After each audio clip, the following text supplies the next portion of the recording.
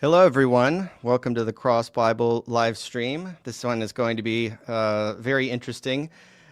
We are going to be talking with a bona fide professional linguist about Greek pronunciation. Now, I know this is a hot topic, and I know some people are here because I rage baited you into it, but this is going to be a very objective, scientifically grounded evaluation of this topic. How did ancient Greek actually sound? What can we say about confidently about how it was originally pronounced versus how it's pronounced today?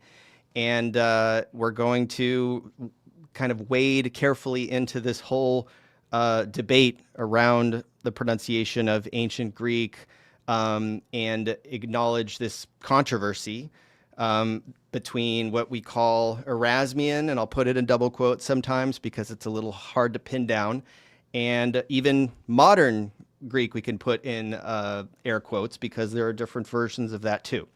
So to help us navigate this question, I'm going to bring on our guest, and this is a very long anticipated episode for me because I've been wanting to talk to him about this for a really long time. So warm welcome here to Dr. Spyros Armostis.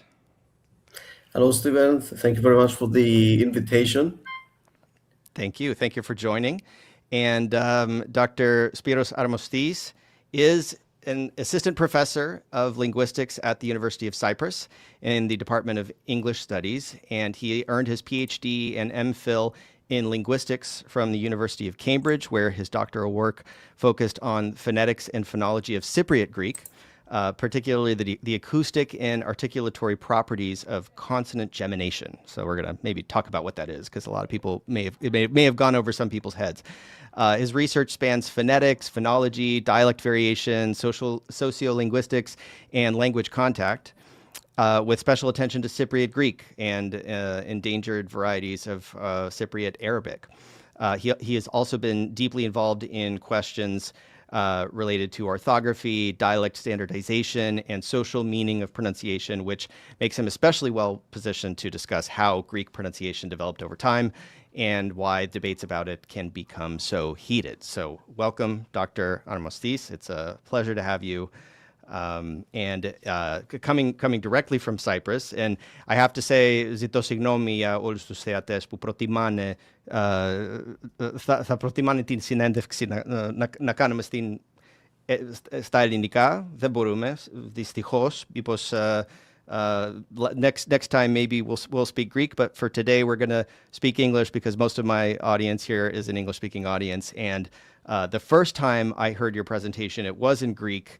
It was like in Greek, but a little bit of mix of Cypriot popping in. It was fantastic. It was very, very fascinating to see you deliver this information to a Greek-speaking audience. I watched it many times over and over again because it was just I have heard some Greek scholars who have delved into this, but never quite as deeply as you. So that's the intro to what you're going to be presenting today. And before we get into it, I just wanted to play really quick a short that I published yesterday that has been making the rounds just as an introduction to the topic at hand. So between sort of what we're trying to bridge right now, the gap between the way that that Greek people sort of view their ancestral language and pronounce it versus the way it tends to be handled in academia in the West, or at least outside of Greece, right? So let's play this really quick just to sort of give everybody a taste of what is at stake here. Of modern Greek speakers getting mad at how I'm pronouncing things. Ute malakoi, ute arsenokoitai. I use what's called the Erasmian pronunciation of Greek. It's not the modern pronunciation of Greek. We don't know exactly how people in the ancient world pronounced Greek. Hina pas ha pistuon eis auton me apaletai al eke zoein ionion, where if you're using modern Greek, no one's going to know what you're talking about because the subjunctive and the indicative are pronounced identical. In this Erasmian pronunciation, you can tell a difference between ekamen and ekomen. This is just Erasmian or standard pronunciation, and some people disagree with that. but there's some advantages to this, so that's why I use it. Ton arton hemon, ton epiousion dos, hemin semeron. The reason I use the pronunciation I do is it's what I was taught, which doesn't mean it's the best pronunciation or the best method. Kai hexes thesauron in uranois, kai dura, akaluthe moi. The majority of biblical scholars still use it. This pronunciation remains the standard in American colleges and universities. Pros megalen karinemen est in humas kain thod kathoran kadidaskein tautein ambrosion glosson. Although we will, truth be told, make some concessions to the sounds of American English. All right. So that is a little taste of sort of what we're dealing with. And I believe there's probably a portion of the audience or a portion of the people who saw that who are in Greece and Cyprus who have maybe never even heard that before, right? And then there are people also who hear it who are maybe in America or in Europe or somewhere where that is normative and it sounds like totally fine to them. They're like, so what's the big deal, right? And note that this was not this was not mocking. This was not judgmental. This is simply an exhibit of what you typically will hear when you go outside of Greece and you get into academic circles and you hear the way this language is read in academia. So that's my intro.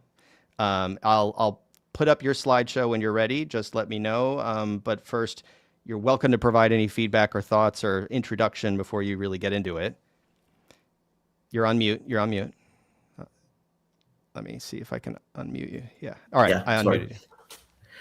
Yeah, of course. I mean, I will deal with some aspects of this issue during the presentation, but before we do that, it is indeed a triggering subject for speakers of modern Greek. Yeah. Mainly because they don't realize that the Greek language has changed throughout the millennia, and especially pronunciation. I'm saying especially pronunciation because as I will show, syntax, morphology, we can actually see that they are different. But with pronunciation, we don't have, I mean, as you know, a layperson speaking Greek does not have the tools to know what the letters represented back then. Yeah. So it looks as if it hasn't changed. Nothing has changed regarding how you pronounce things because the writing system has not changed much. So most people are oblivious to the reality of languages changing. I mean, any language changes through time. Even modern Greek today, like within a generation, you see changes regarding the pronunciation of ba, da, ga. For instance, the numeral 5, pende, with an nd in it. In Athenian Greek today, it's pede, without the n in it. So you see a change happening within our lifetime. So why is it the only change? Yeah. Other sound changes may have taken place in the past. Well, to be fair, I think that applies to English speakers as well. Like the average American person or whatever, English person, right? Like Australian person, anyone who is a native speaker of English, unless they're really, unless they're into this particular topic, they don't necessarily realize that Shakespearean English sounded different, that Old English sounded different, that languages change over time. Like this is a fairly niche topic, but it feels to me like in Greece, it's more in the zeitgeist because ancient Greek is still very relevant and important to modern Greeks. Like everybody, it's written all over the place. It's like, you're walking on history when you live in Greece and Cyprus. And so I think it's just because of, I believe ancient Greek and, ancient Greece itself as a culture casts a shadow over modern Greece in a way that like Americans could care less about like Shakespearean or Chaucerian English, right? Like we're not connected to it. We're not like, we're not in the shadow of it. And for the Greeks, it's just, it hits so close to home for them that's that's why it's actually, you know, it's that's why it triggers people, right? It wouldn't trigger when I let, like, you know, when I tell people about, like, you know, whatever Shakespearean English, or I play, like, you know, a video of a reconstructed, like, pronunciation of the, you know, opening of Chaucer's Canterbury Tales. It doesn't trigger English speakers, right? Like, it is not emotional about, like, they're just like, oh, okay, cool. Like, that sound, you know, it's not hard to believe. And so this is but for Greeks, it's an entirely different situation. It is, sociologically speaking, upon the creation of the modern Greek state, Greeks felt the need to prove the connection with the past, with ancient Greece. So if anything casts any doubt on this connection, it makes them feel like they're being attacked. So if suddenly somebody pronounces ancient Greek in a way that doesn't sound like modern Greek, they make them think that you're trying to make their language sound foreign. That's why they get so upset. Now, we may get into this later, but the reason I was so impressed by your presentation is, like, I can only imagine the blowback you receive personally or professionally or at least in your environment, telling people about this. Like, do you ever get attacked or, like, accused of being, you know, like, I don't know, undermining Greek nationalism? Like, what reactions do you get from your compatriots on this topic? Well, I do get that, but not, oddly enough, not about this topic for some reason. I don't know. Okay. They are, I mean, the people who are open to listen to it, they are just fascinated. Okay. But there are other people who just don't want to hear about it. They just think that, yeah, the Greeks invented an alphabet with multiple options to spell the sound E, for instance, and that shows that they were clever for some reason. Well, and I guess so. We got 14 people now before you get into your presentation, so that helped us build up a little bit. Hello to Mandy. We got a few people here, a few regulars. GN Tro.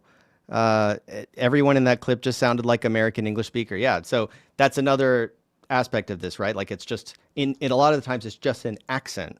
Like, there are two layers to it. There's an accent, and then there's a pronunciation system under that or above that. So there's two layers of distortion, if you will, that hit the ear of a Greek speaker. And then what's the point of attempting to talk about Greek phonology over time if you can't stop adding general American diphthongs, etc.? Yeah, so we could talk about that too. And do you like Attic or Koine pronunciation? So we'll talk about Attic and the difference between Attic and Kiniprophora, Koine pronunciation. Thank you, Anna. What sound changes from Classical Greek to Koine Greek do linguists feel most confident about? We'll definitely get into ranges of confidence in some of that. And Annie is here. Hello, Annie. So yeah, we can launch into your presentation if you want me to throw it up on the stage. Yes, let's do that.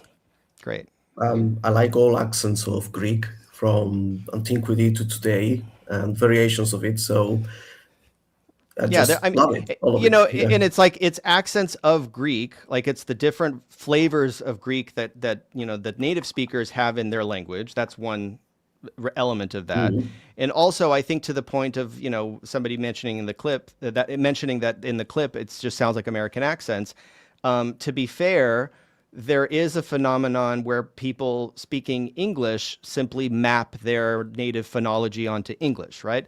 There are people in Greece that speak the language, when they speak English, all of the phonemes are mapped onto the Greek phonemes. It sounds like they're speaking Greek, but they're speaking, you know, it's like, I'm sorry if that is offensive. It's like, you know, if I were to sort of imitate a Greek accent, that's all I'm doing, is I'm just sort of like processing English through Greek, right? Or if I do Russian accents, it's same thing. I have to just talk as if I imagine I'm speaking Russian, but in reality, I'm speaking English. Exactly. I mean, that's a well-known phenomenon in linguistics. We know this. We just use our native phonology to speak second or foreign language. I mean, this is what I'm doing now. I mean, I don't have a native English accent, so I'm using my Cypriot Greek accent to speak English as Yeah. You know, And same thing, like, intelligibly as and possible. so any foreign language that you're trying to target, like when I speak Greek, I have a foreign accent, right? When I speak Russian, I don't, but that's the whole other story. When I speak Spanish, I sound, you know, I don't sound maybe like a gringo or something like that, but I try my best to approximate the sounds of native speech. But then when I listen, you know, there's a video on my channel of me interviewing a Greek Orthodox priest, and I'm speaking modern Greek, and I'm like, I hear it back, and I just, you know, I cringe at my own speech, and I'm trying my best, but every time I pronounce like rama, like g, for example, just by mistake, right, where it's a little too hard, and you know, and I'm critical of myself because I want to get better, but perfection is not an option for me at my age, right? I'm just never going to get rid of I'm never going to kick the accent. I just have to embrace the fact that I could just get as close as I can. Exactly. Same here, same with any accent. Yeah. That's true. So let us start with the presentation. It's a long one, but I'm going to be skipping slides, and maybe we can go back to them if the audience is interested in any of those. So when we ask the question whether ancient Greek is different from modern Greek, what do we mean by ancient Greek? Of which era and which area? Also, different areas have different dialects. And same question about modern Greek. I was talking about the standard form of modern Greek or the rest of modern Greek dialects, one of which is my native dialect, Cypriot Greek. Usually in the Greek-speaking sphere, when we say ancient Greek, we talk about classical Attic Greek. That's the one we have in mind, but of course that's not the only one. Yeah. If you're in biblical studies, Hellenistic Koine is more relevant than, you know, the classic Attic Greek. So as I said earlier, Greeks realized that yes, ancient Greek is different from modern Greek. For instance, morphologically, different endings like graphus in as opposed to graphon. I'm using modern Greek pronunciation here. Yes, yeah. In Cypriot Greek, both graphon and graphus in exist today. Syntactically, of course, in ancient Greek, you had infinitive, you had accusative where we could have nominative.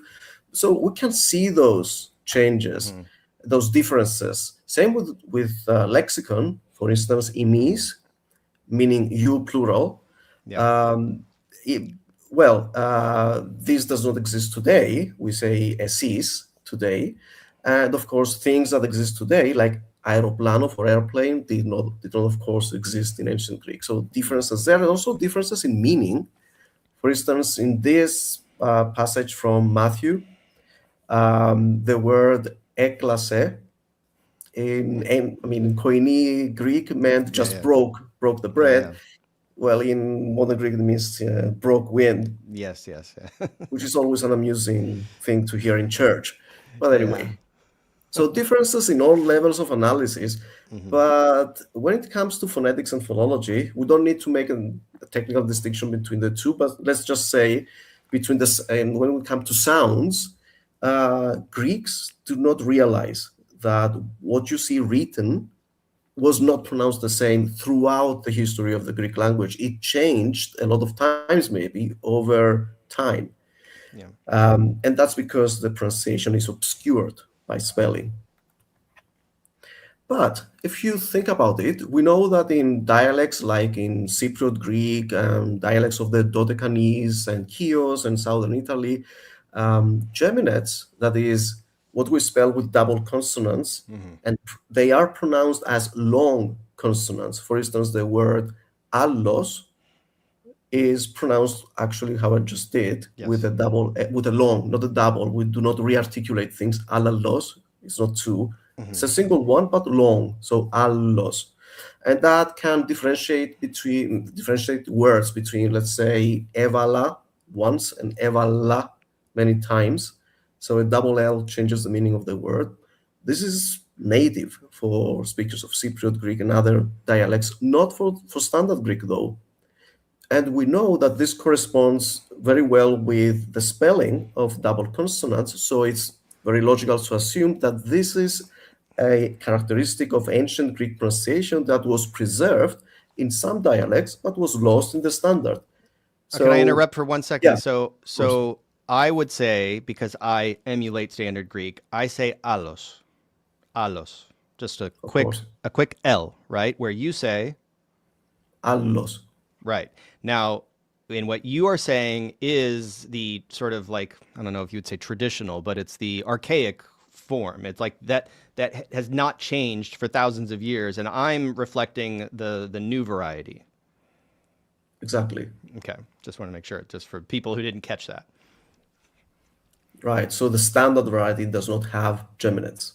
Yeah. Just and like you pronounced it. Yeah. And we're saying just standard because it just sort of like history has made that standard. It's sort of like arbitrary in a way, right? Of course. Just like British English became the standard because the dialect spoken in the London courts was the one that was selected to become standard, Yeah. in which things like ain't was not used, so it's not standard. But even though it's like well attested in many dialects, so it's the same logic. It's just happened for one variety to get standardized. Exactly. Okay. So if one element we can accept that was actually different in ancient Greek compared to standard Greek, because we know from dialects that gemination still exists, then maybe other things may have been different in ancient Greek. And if you think about it, the pronouns for you plural and us, they're both pronounced in modern Greek pronunciation as ἡμεῖς. This was the problem for Greece and Cyprus even up until 1976. Until that year, the standard language in the two countries was Katharevousa. So Katharevousa was an archaic form of Greek, not the one spoken by people. It was the mother tongue of no one. It was based on ancient Greek. So the pronouns were, for you all and us, were pronounced the same. So not me, but people back then, they had to specify in cases of ambiguity that it's ἡμεῖς with eta and ἡμεῖς with ypsilon. That's what I mean. That's a bit weird for speakers of ancient Greek. Did they have to specify every time if they pronounce them the same, right? One may say, of course, yes, in English, you means plural and singular. Well, yeah, but actually you in Old English meant you all. It was the plural form. The singular was thou. And then it got replaced by you. Well, something happened in Greek language as well, but it was not just the substitution of ἡμεῖς with ypsilon with esses that we use today. The pronunciation had changed. Yeah. So, things that will be discussed today, all of this is from the perspective of a speaker of modern Greek, right? So in what other ways did the pronunciation of ancient Greek differ from modern Greek? And how did we get from that pronunciation to modern pronunciation? And why does the Greek alphabet have so many ways of representing, for instance, E? And why does it have no letter to represent U? It always has to be a digraph to represent U, like French. And that's not a random example. I'll come back to that. Also, let's say if you have a modern Greek verse, you can tap out the rhythm. Like the first one is dactyl in modern Greek. Ξύπνα δροσιά της αυγής και φεγγάρι. I mean, it's three syllables. The first one is stressed. But you cannot do the same with the ancient dactylic verse, like you see there, this Homeric verse in Iliad. It doesn't make sense in modern Greek ears. I mean, there is no meter, actually. Yeah. Now, sorry, do you want to read it? Just I can't miss the opportunity to actually hear it. Okay, I'll give it a go.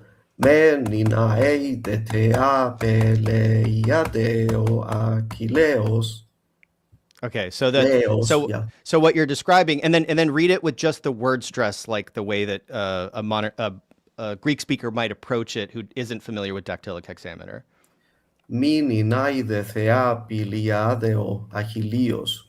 Right, and so here you didn't have to think about it too much, right? You just read it. Whereas Yeah. before you had to really concentrate to stick to the meter, right? And I made mistakes, but it's fine. Yeah. And what you didn't do is mi ni na I the thea pi li I thou ahilios with e. Yeah. Right? You were emulating the Homeric vowels. Let's put it, So, anyways, just had to geek out on that little Yeah. spot because it's Homer and gotta love Homer. So another question is, we have all those diacritics in polytonic Greek. Did they mean anything? Did they correspond to any difference in pronunciation? We're gonna get to that. So in this presentation, I will be using angle brackets to represent spelling. Well, anything enclosed in those is spelling. In square brackets or slashes, it's pronunciation, let's say. And okay, in single quotes, I will be giving the gloss, the English gloss. So for instance, as you see there, ebalon, you have the pronunciation in square brackets and the gloss next to it. So I will be using the International Phonetic Alphabet to represent sounds. I know people are not familiar with this. So these are the vowels of the IPA, not the beer, the International Phonetic Alphabet. The ones in red are the 5 modern Greek vowels. The ones in blue are the additional monophthongal vowels of Attic Greek. And some clarifications about the pronunciation of some symbols. The normal letter E that we have in English is actually pronounced as E. So that symbol is not the English letter, it's just a symbol that is pronounced E, whereas the epsilon one is pronounced E. So E. And the one in the middle is actually the modern Greek one, E. So if I go from top to bottom, it's E. So the blue ones exist in French. So fait means fairy, and fait means fact, whereas fèvre is somewhere in between the two. Now, in mapping that onto English, we're talking about the difference between bed and bale, right? Something like something, and then something that's in between that we don't have in our language, which is like Right, exactly. Yeah. So if we go to the back vowels, as we call them, from the one above, it's O. It's a closed mid vowel, O. The one below is O, and the one below that is O. So, for instance, ball in French is the female name for, it's a female name, and the male version of that is ball. So ball, and Paulina, ball, it's the modern Greek one. So different pronunciations. In English, that would be the lowest one would be like caught, that vowel. The top one would be the British pronunciation of the same word, like caught. Yeah. Well, and that's hard. That's hard for an American audience too, because we have something called the caught merger, where CAUGHT, caught, and COT, like the thing you sleep on, a cot. There are places in the United States where people pronounce those two words differently. So they say caught versus cot. In my sort of whatever Midwestern accent that I have, they have merged. So I don't say, I say I caught the ball, I sleep on a cot. Those are absolute homophones for me. I don't pronounce them differently. I don't even try unless I were like, faking an accent that had it. So the ambiguity is real. The struggle is real with like, how do you tell the difference between those words? Well, context, right? Of course, always. Okay. And another important distinction is the one in red is the sound U. The one in blue is the sound Ü. So that exists in French, for instance, and German and other languages. For instance, the word for you, singular, in French is tu. In Spanish is tu. Both derive from Latin tu. So these are relevant sounds we will see for Greek. And here I will not get into it, but these are consonants, modern Greek consonants in red, exclusively modern Greek. In purple, they are common consonants with ancient Greek and modern Greek. And in blue, uh, these are just ancient Greek consonants that do not exist in standard Greek. So how do we know that the pronunciation was different back then? These were the same questions that Erasmus asked a couple of centuries ago. Like, why do Greeks have 6 different ways of spelling E? Maybe they corresponded to different sounds. So the Erasmian pronunciation was a way to approach ancient Greek classical, actually, pronunciation. It was an attempt, not like complete attempt. Some things were mispronounced, but it's the standard that is used in, let's say, classics studies or theology or anything that has to do with ancient Greek. They use the version of the Erasmian pronunciation, not in Greece and Cyprus, of course. We always use modern Greek here. But it makes sense for speakers who do not have a tradition of how to pronounce Greek to pronounce it in a way that is very convenient, like pronouncing diphthongs, pronouncing the difference between omicron and omega. That helps with, spelling, with making distinctions between, let's say, indicative and subjunctive. So there is nothing wrong with it as a way to approach ancient Greek. Is it precise? No. And of course, it's influenced by not just the accent, as you correctly said. Yeah. There will always be an accent. It's influenced by the phonology of and the tradition of teaching ancient Greek in various countries. I'll show an example later, but how would you pronounce the name of the father of gods, of the Olympians, in Erasmian pronunciation, your version of it? Well, and that's the thing is Erasmian, yeah, I guess you would say American Erasmian, which would probably be Zeus, maybe, but there is a school that does the Z sound can either be Z with DZ or ZD with ZD. And we know this from parsing, if you parse dactylic hexameter, you know that the Z used to be 2 sounds. It's just a question of did the Z come first or did the D come first in which part of history? So that's a complicated issue. But the funny thing is that most practitioners of American Erasmian simply say Z.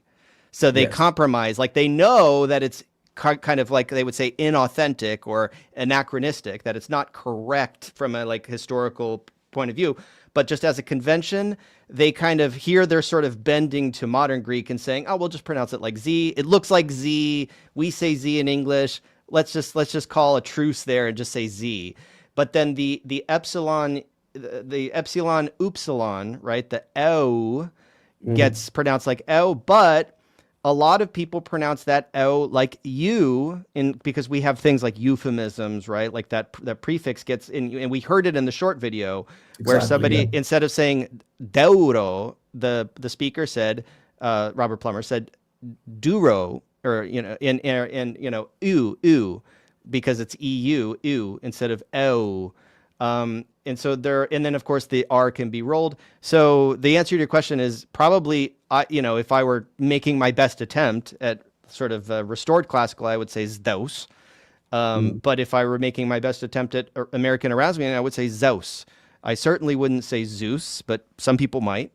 And I wouldn't say Zephs, because that would be modern, Exactly. And then one other thing while I'm talking, I want to derail your presentation really quick, just to show one thing real quick, just for people, because we said the name Erasmus. This is this is the guy, this guy right here.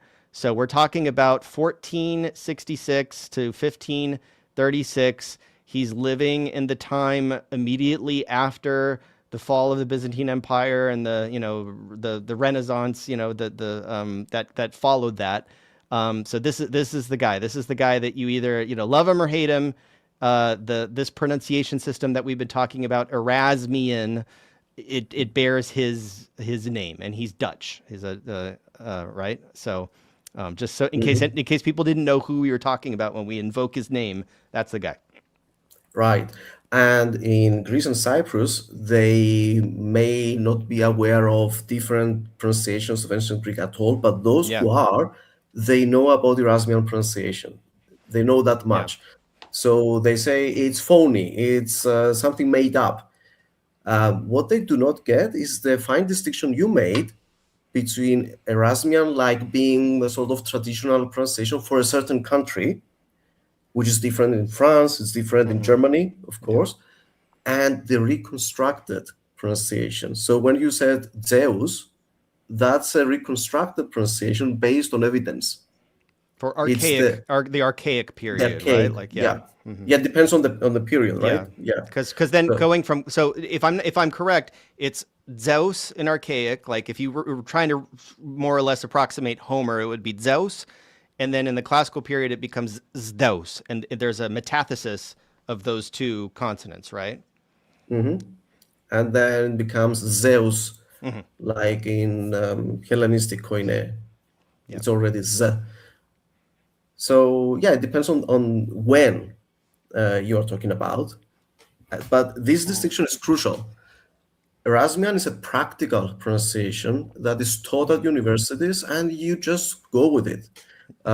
You are taught in France that epsilon is e, just like in French. So they say Zeus, I guess. Zeus. And in Germany, it would be Zeus. Zeus, yeah. Yeah, so different countries have different pronunciations, but that's okay because that's a practical matter. And then you have the reconstructed pronunciation of different eras and different areas of the ancient world, and that's the best we can do based on scientific consensus. So that's a totally different approach.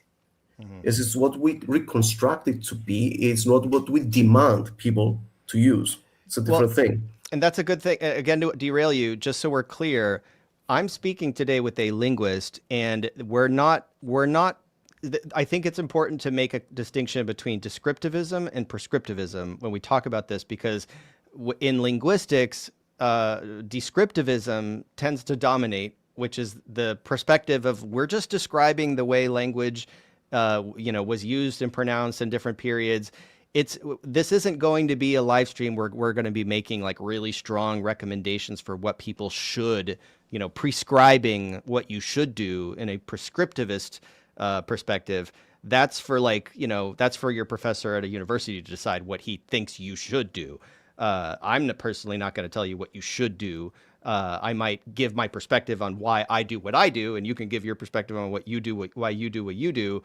But if you've tuned in because you want a recommendation of what you should do, this isn't the stream for you.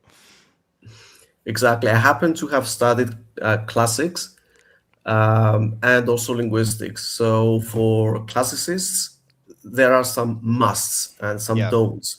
For linguists, it's like, oh, this is fascinating. Let's investigate how things were pronounced. Just that. Yeah, exactly. Okay, so the big question, how do we know how Greek was pronounced in Antiquity? Well, we know from direct and indirect evidence. For instance, through the study of phonemic contrasts. We know from descriptions that, let's say, the vowel alpha had two pronunciations, short and long. So that must have corresponded to actual pronunciations, like a and a, and it creates a difference between, let's say, ta iera and I iera, again with modern Greek pronunciation. They're pronounced the same today, but the feminine one had a long a at the end. So it's hiera and hiera with a long a at the end. Well, and you aspirated that too. Yes. Some people might not have caught it, but you said he and not e.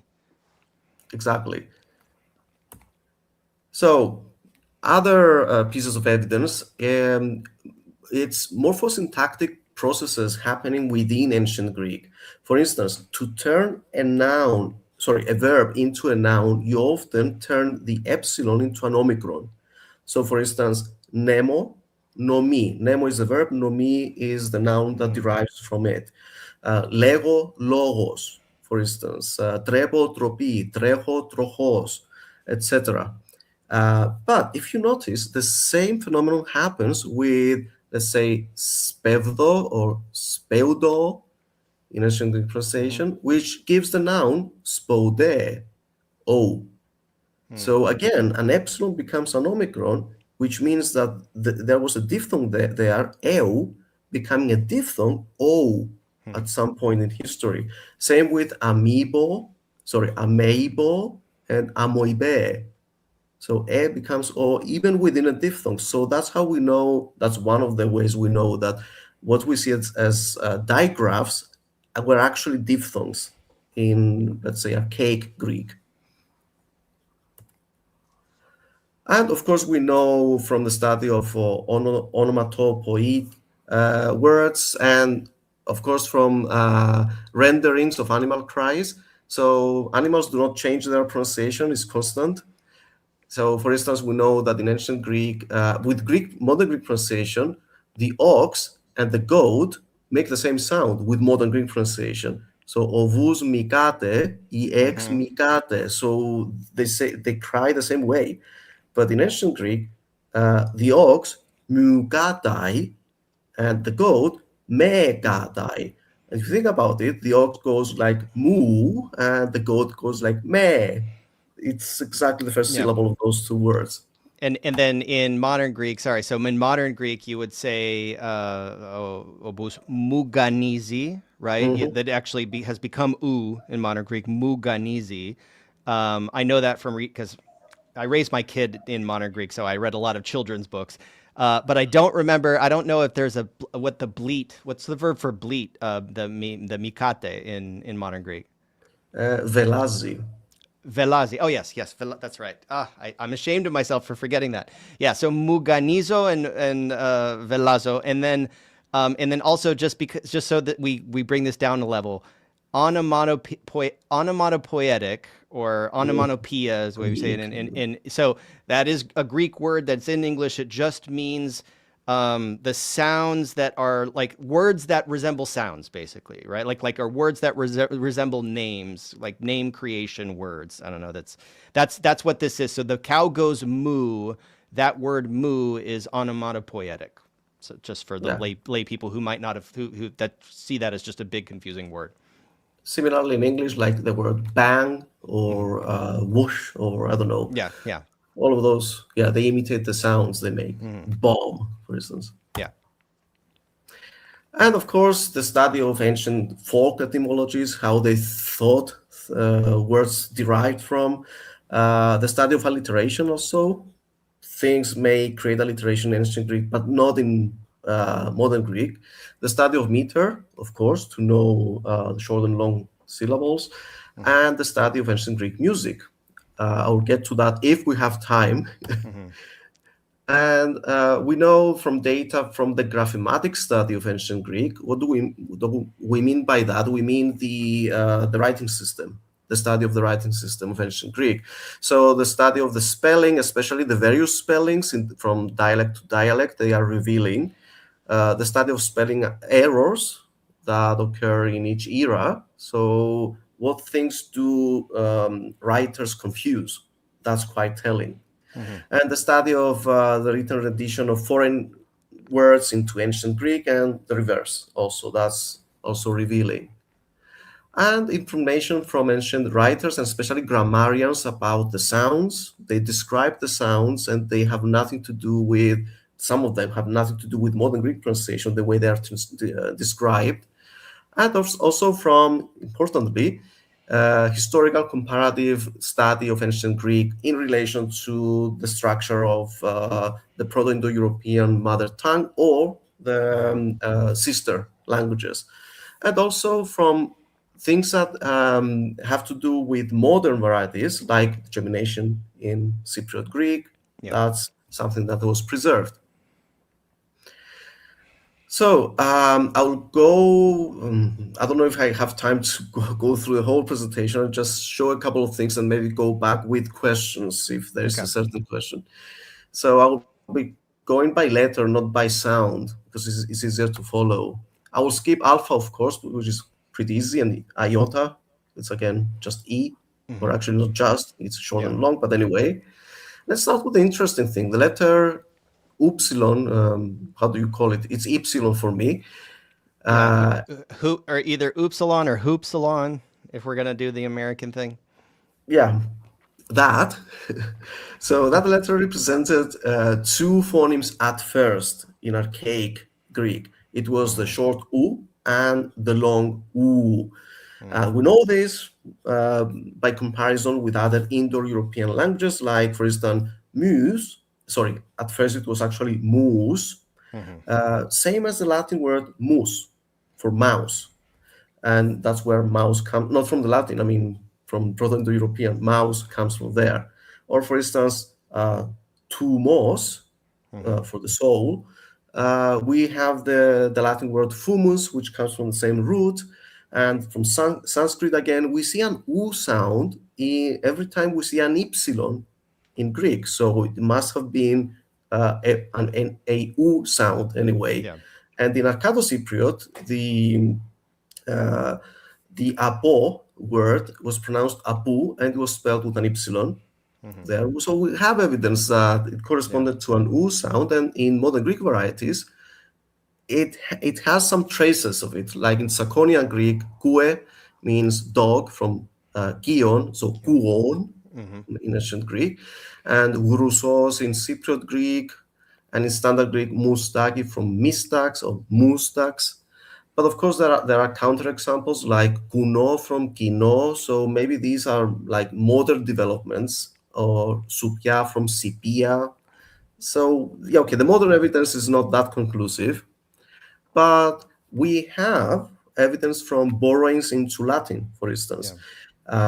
So words with epsilon were borrowed with U in Latin, like marsuas or porpura in ancient pronunciation, purpura in Latin. Yeah. And the things I mentioned with the ox and the lion, bru katai. Then in Attic and Ionian dialects, just like in French, U turned into U. This is called fronting. It comes to the front of the mouth. How do we know this? Well, from various sources, like, for instance, the Persian name Wishtaspa, that was a general, was rendered as U. So this we was rendered as U, which is something between the two, actually, W and E. And in the Roman era, the Latin qui was rendered as Q with an epsilon for Greeks. So Aquilius was rendered as Aculius at the time. Now, could you go back to the IPA trapezoid that shows the shape of the mouth real quick? I want to glance at that just so, to the slide where you had that one. So just so everybody is clear, the E is fronted, E. The U is basically the same E sound, but where if you do this along with me, you say E, and then you round your lips, E. It's the same sound. It's just lip rounding. So what you're describing is that this vowel traversed from the back vowel U to get fronted ooh, right? Exactly. Yes. This is just the visual. Like if I turn my head to the side and you draw that trapezoid over it, that is what you're doing, is you're pushing the sounds to the front of your mouth. In that's what that trapezoid is representing. Sorry, I think that it's just a great visual to illustrate exactly what you were saying. But now you have to go back to the slide you were on before. I'm sorry. Let's find that. But as you can see, this has its parallel in French, where the same thing happened with U become the Latin U become U. Yes, yeah. So now we get Aculios, right? Yeah, exactly. So borrowings from Latin into Greek, and the other way around, which is more interesting, when Greek had the U value for the epsilon, and Latin, the Latin language borrowed words at that period, they had to invent a letter for that foreign sound. I mean, they had 5 vowel letters, a, e, I, o, u. This U sound did not exist in Latin. But because of the influence of the Greek language onto the Romans, they wanted to preserve that sound in borrowings from Greek. So they invented a letter. They did not invent it. They actually borrowed the shape of the ypsilon to represent the U sound in Latin, and they actually called it U Graecum. So it's the Greek U, hence Yeah. the Which name of the letter. In Spanish, it's Y, and in Russian, it's Y. It is the Greek E. In Spanish, they call it ye. Currently, they decided to drop the Y. But anyway, it used to be called that. Historically, yes. Historically. Exactly, that's why. That's why. And we know that, for instance, in loanwords from Greek into Gothic, where they did have that sound, they did have both U and U, the U sound was spelled with a W. So in Greek words like synagoge, the ulfilas, for instance, will spell it with that W representing the Gothic sound U and not with a U letter that represents U. So we know that, okay, in the 4th century AD, it was U, but it was U well before that.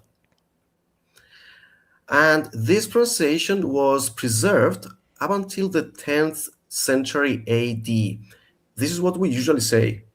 How do we know this? I will show it in the next slide, but let me just qualify this. Well, that's not really the story anymore. We know from descriptions of German visitors in Athens in the 19th century that they said that, okay, ypsilon is pronounced E by the educated, but by lay people in Athens is pronounced like the German U umlaut, that means U.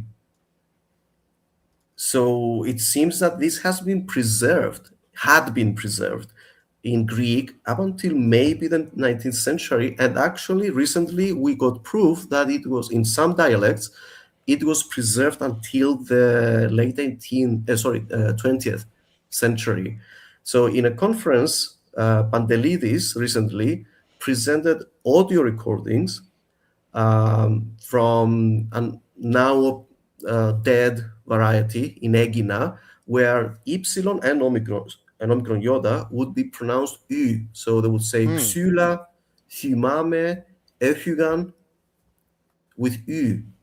I mean, I actually got the chills when I heard this because it was like a preservation of an ancient pronunciation up until our days. So, wow. Now, do you have Michael the Grammarian on your slideshow? No, I don't. Can I show? This is the last time I will derail you just to show something I love. Okay, so in this example, this is 11th century Byzantine Greek of basically the equivalent of like a grammar Nazi, like, right, or a pronunciation stickler, making fun of people in his homeland for being like basically like hick, like oh, they're just backwater hicks because they pronounce kryon as krion and xylon as xylon. And this is my favorite go-to example of, like, you know, if you have any doubt, you know, he's actually spelling it out for you in Greek. And this is satire, but, like, you know, it's just brilliant. You know, it's like this is absolutely definitive that you could see up until the 11th century, the literary class was you know, they had this distinction. It was real. Exactly. So it was a more learned pronunciation, but it seems that lay people, they would use the U sound later. I mean, later on, the situation was like the learned people would use the E sound, and the lay people would use the U sound, which was like peasant in the 19th century. So it's interesting, the sociophonetics. Yeah. Now, turning to the letter eta, do you call it eta or something in English? Yeah. So with the way I learned this I think I learned the Greek alphabet in the 6th grade. It was alpha, beta, gamma, delta, epsilon, zeta, eta, theta. So, like, you know, that's with a diphthong eta. Okay. Eta, sort of a the equivalent, the English equivalent of a diphthong, eta, like the number 8. Yeah. Yeah. Yeah, this always eludes me how the English names of the Greek letters. Okay, so this letter in the Attic alphabet was not a vowel. It represented the glottal fricative, exactly the same as in English. I mean, the H in English. So it was a H sound. In 403, Athens adopted the Ionic alphabet, in which this letter represented the open made long vowel E. So that was an innovation of the Ionian dialect, in which this consonant ha had been lost. So they didn't pronounce the dacia, the aspirated sound, the glottal fricative. So they had an extra letter. They used it for the vowel it represented. So in Attic Greek, it was called heta. So they took the first consonant. In Ionic Greek, it was pronounced eta without the ha at the beginning. So they made it a vowel. So in 403, when Athens adopted one of the Ionian alphabets, it became a vowel for Athenians as well. So we know that eta was pronounced e through the animal cries that we saw, but also not for goats also, but for sheep as well. We know from the famous passage from Cratinus that in modern Greek pronunciation, ο δηλήθιος ως περπρόβατον βι λέγον βαδίζει. So this stupid person, just like a sheep, says VV and goes. I mean, this doesn't make sense because sheep do not go VV, they go be, which is actually the pronunciation of Vita, Ita, and Beta, Eta, a circumflex, be. And we know this through comparison with other Indo-European languages. Wherever we have an eta, it corresponds to a long e. In other languages, not only some etas, they correspond to a long a, but that's another story. And then this changed from e to e gradually throughout the centuries. And how do we know that? Well, we know it because first in do you call it Boetia in Greek, in English? Viotia? It's Boetia. Biotia? Boetia. Boetia. I know. Okay, in Boetia, eta and the digraph epsilon iota were confused even in the 5th century. So it seems that we know that epsilon iota was pronounced e based on other piece of evidence. But anyway, and so it seems that in Viotia anyway, they went from e to e very early. The same happened in Koine Greek, where it turned first from e to e, and then even from e to e much later. So we know this from spelling mistakes. They will spell the word for mother with iota. So we know that they have the same value at that point, the 5th century AD, let's say. Not earlier, though. They wouldn't confuse eta with iota earlier. So we know that they have different values. So spelling mistakes, invaluable. We love them. Yeah. And we know from preservations in Poetic Greek, like they say nymphe for nympe. And in Cypriot Greek, okay, sieron and skleros, but those may be newer developments. So, but the nymphe may be actually a preservation of in Pontic Greek from ancient Greek. And same with the omega, did not exist in the Athenian alphabet at all before 403. It was borrowed from the Ionic alphabet, where they created this letter by breaking the omicron a bit. So they made a long O, just like the long E they created. So that's an Ionian invention, let's say, for the O. And we know this had this pronunciation O, this mid open, thanks to various things like the donkey bromadai, These cried mains. I don't know, bro. It may bro for ancient Greeks. I don't know. But the crow, grows day. Grow. It's not grow. It's closer to kra. Right? Yeah, so today it's like gra. We say in modern Greek it makes gra, the crow. Now, what most people do that are attempting to reconstruct a historical pronunciation, what they do is they just lengthen the omicron. So they'll say like O for short omicron, and then O, sort of like for a modern Greek speaker, you would say prorismos, right? You don't say prorismos, like you have to pause on it. And so that's what a lot of people do. They don't have a distinct vowel sound. They just double up they lengthen the omicron. Yeah, that's fine, of course, in Erasmian pronunciations. Yeah. In reconstructions, we know actually the quality was different. Yeah. Well, but to be fair, in Erasmian, or at least like the American Erasmian variety that we heard earlier in that clip, what they do is completely different, which is they turn the omicron into A, and they turn omega into O. So that, that's how they, and again, they just want to hear two distinct sounds so that they know how to spell it. Like it facilitates a number of things, but for them, it facilitates learning the correct spelling. That's their argument for why it's better. Whatever helps them. I mean, I'm for it. Yeah. Do whatever suits you. I mean, it's not the exact ancient Greek pronunciation anyway. So yeah, fine with it. So how do we know it was a bit open? Well, if you have a coalition between a and O, it gives an omega. So the įmεῖς becomes the įmεῖς with omega.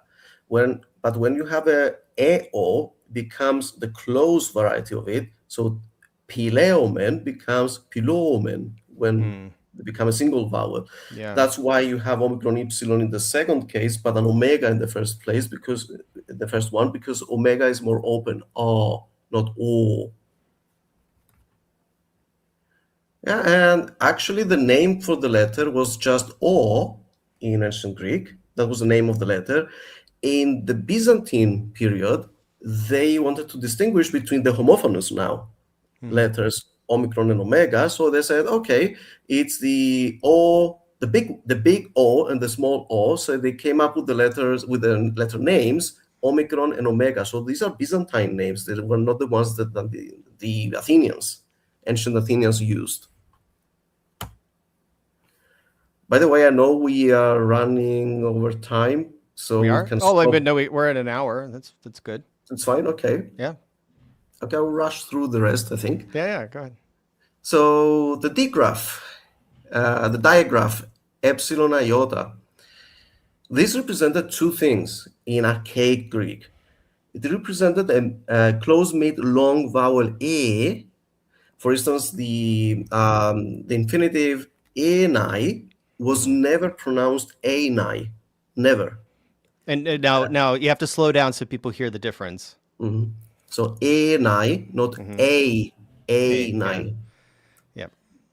So it's a monophthongal e, not a diphthongal a.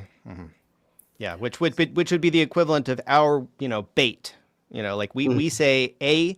That's a diphthong because we're combining e and e together in one fused diphthong, or a combo vowel a. Exactly. So that was one of the two pronunciations. The other one was a true diphthong, like in bait in English. So teikos was pronounced with a diphthong initially, a. And we know this because in the Athenian alphabet before 403, they would spell them differently.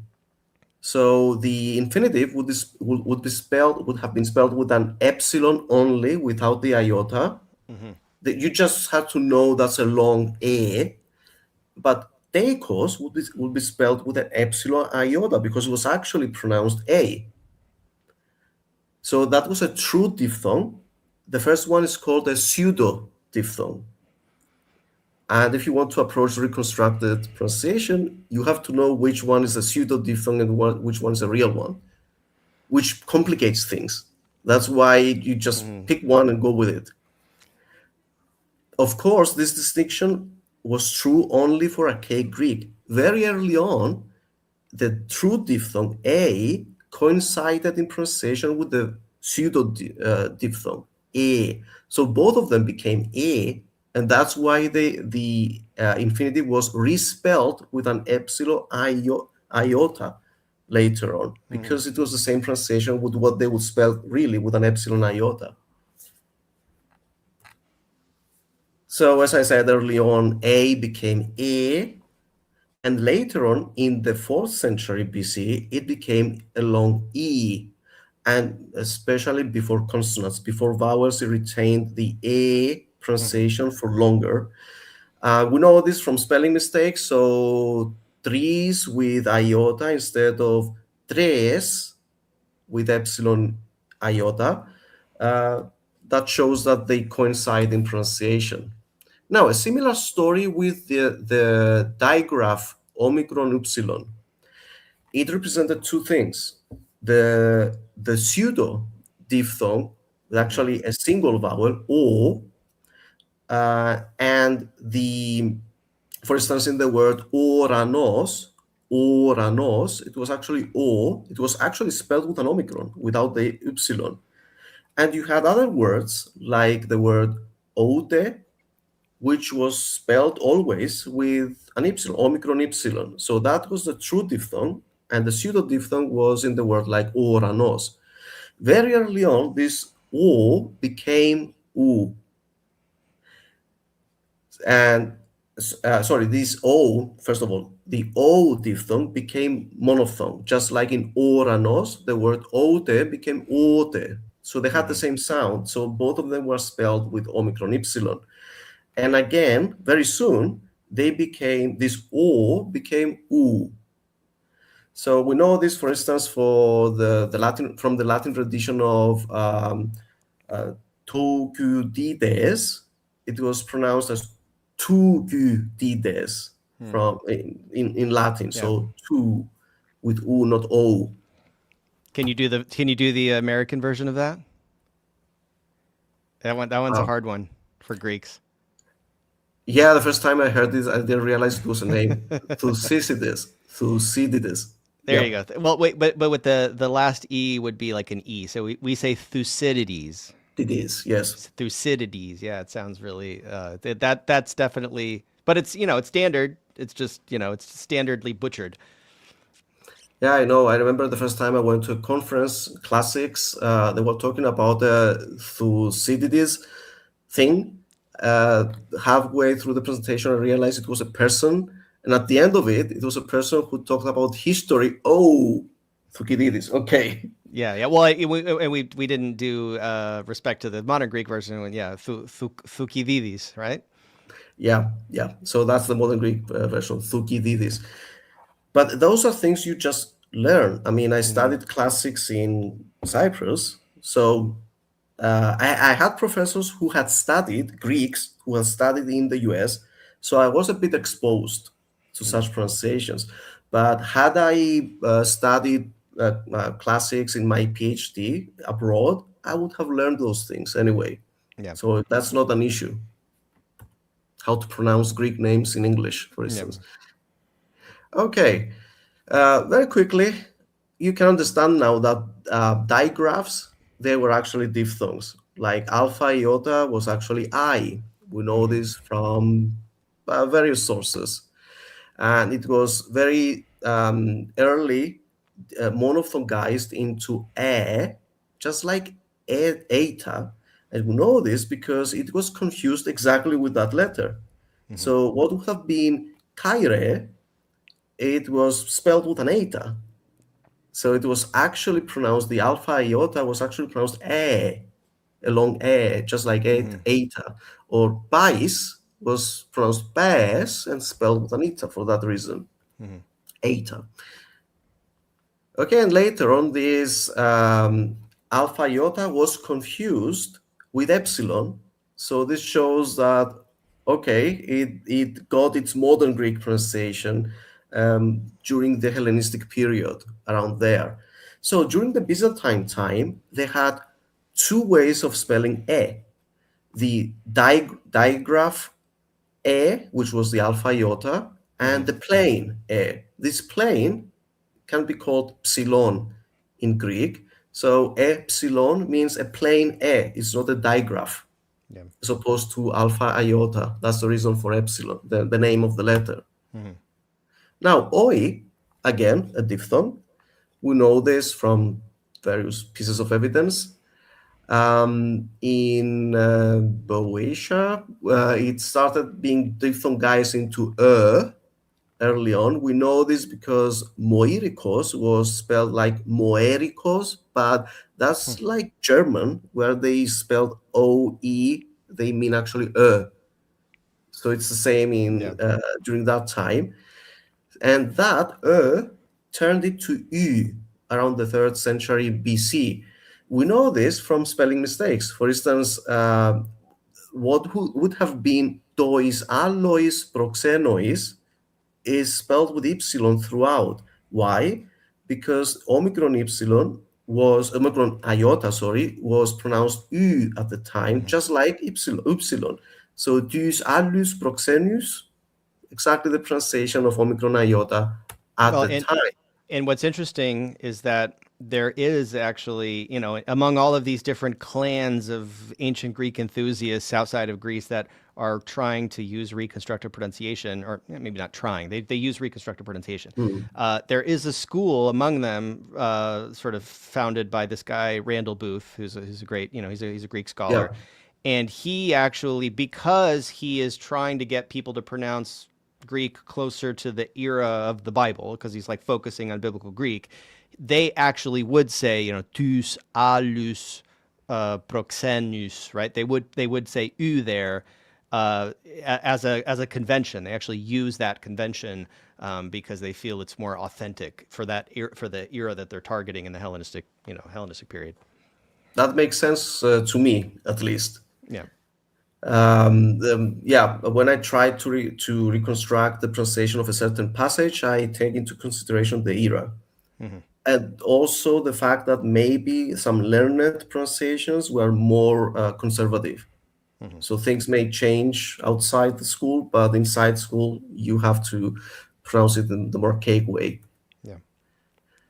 So we know that up until the 10th century AD, epsilon and Omicron iota, they were confused.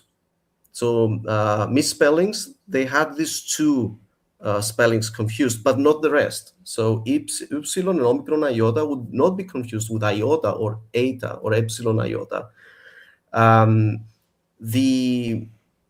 At that time, you can understand that you had three ways to write down the U vowel.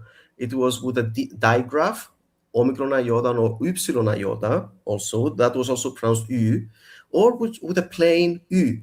That plain U was renamed epsilon at the time, as opposed to the Omicron iota and the epsilon iota. So hence the name for the letter. Yeah. After so the 10th, it's like the phenomenon of the pronunciation of the Byzantine pronunciation is embedded in the names of those letters. That's very profound. Because the ancient Greek names for the letters were a bit confusing. Okay, for epsilon was actually U, that was the name of the letter. That's fine. But for Omicron, it was actually U. That was the name of the letter, U, which is it's a bit confusing because that does not sound like Omicron. Well, So and then, Omicron is there are some I did a little deep dive into this, trying to figure out at what point was the letter U or upsilon with a space, like at what point was that letter itself actually conceived of as embedding aspiration, like what it was upsilon or upsilon. And that's a confusing thing because if you look at the inscriptions or like the textual evidence we have for it, it's like, you don't really know if there's an aspiration there or not a lot of the time. Well, we suppose that the pattern of having aspiration with the word initial U or U was a phenomenon that may have took place in like the archaic era or just before that in Proto-Greek, maybe. This may have been a generalization of the aspiration of a lost sa, sigma sound at the beginning of words.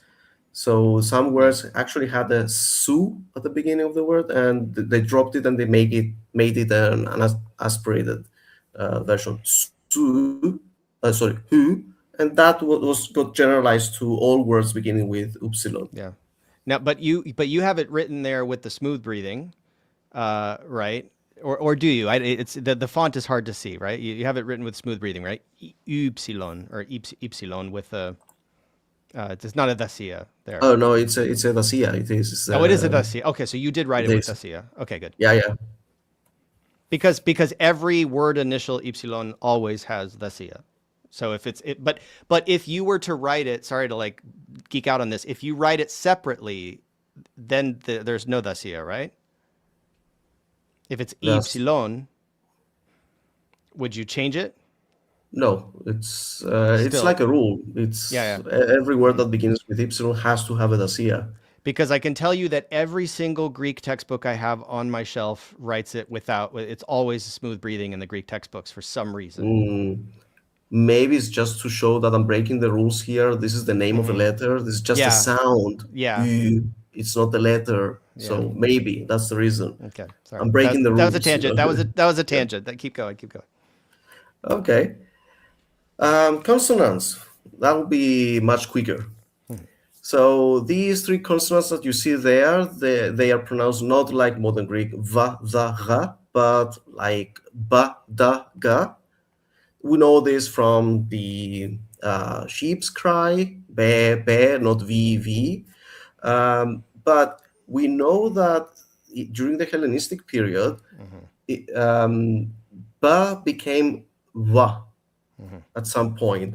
We know this from misspellings like evdomos with epsilon, ypsilon, which at the time became ev also. So we know that ba became va during that period. And also from renderings of Latin words with va in them with a beta.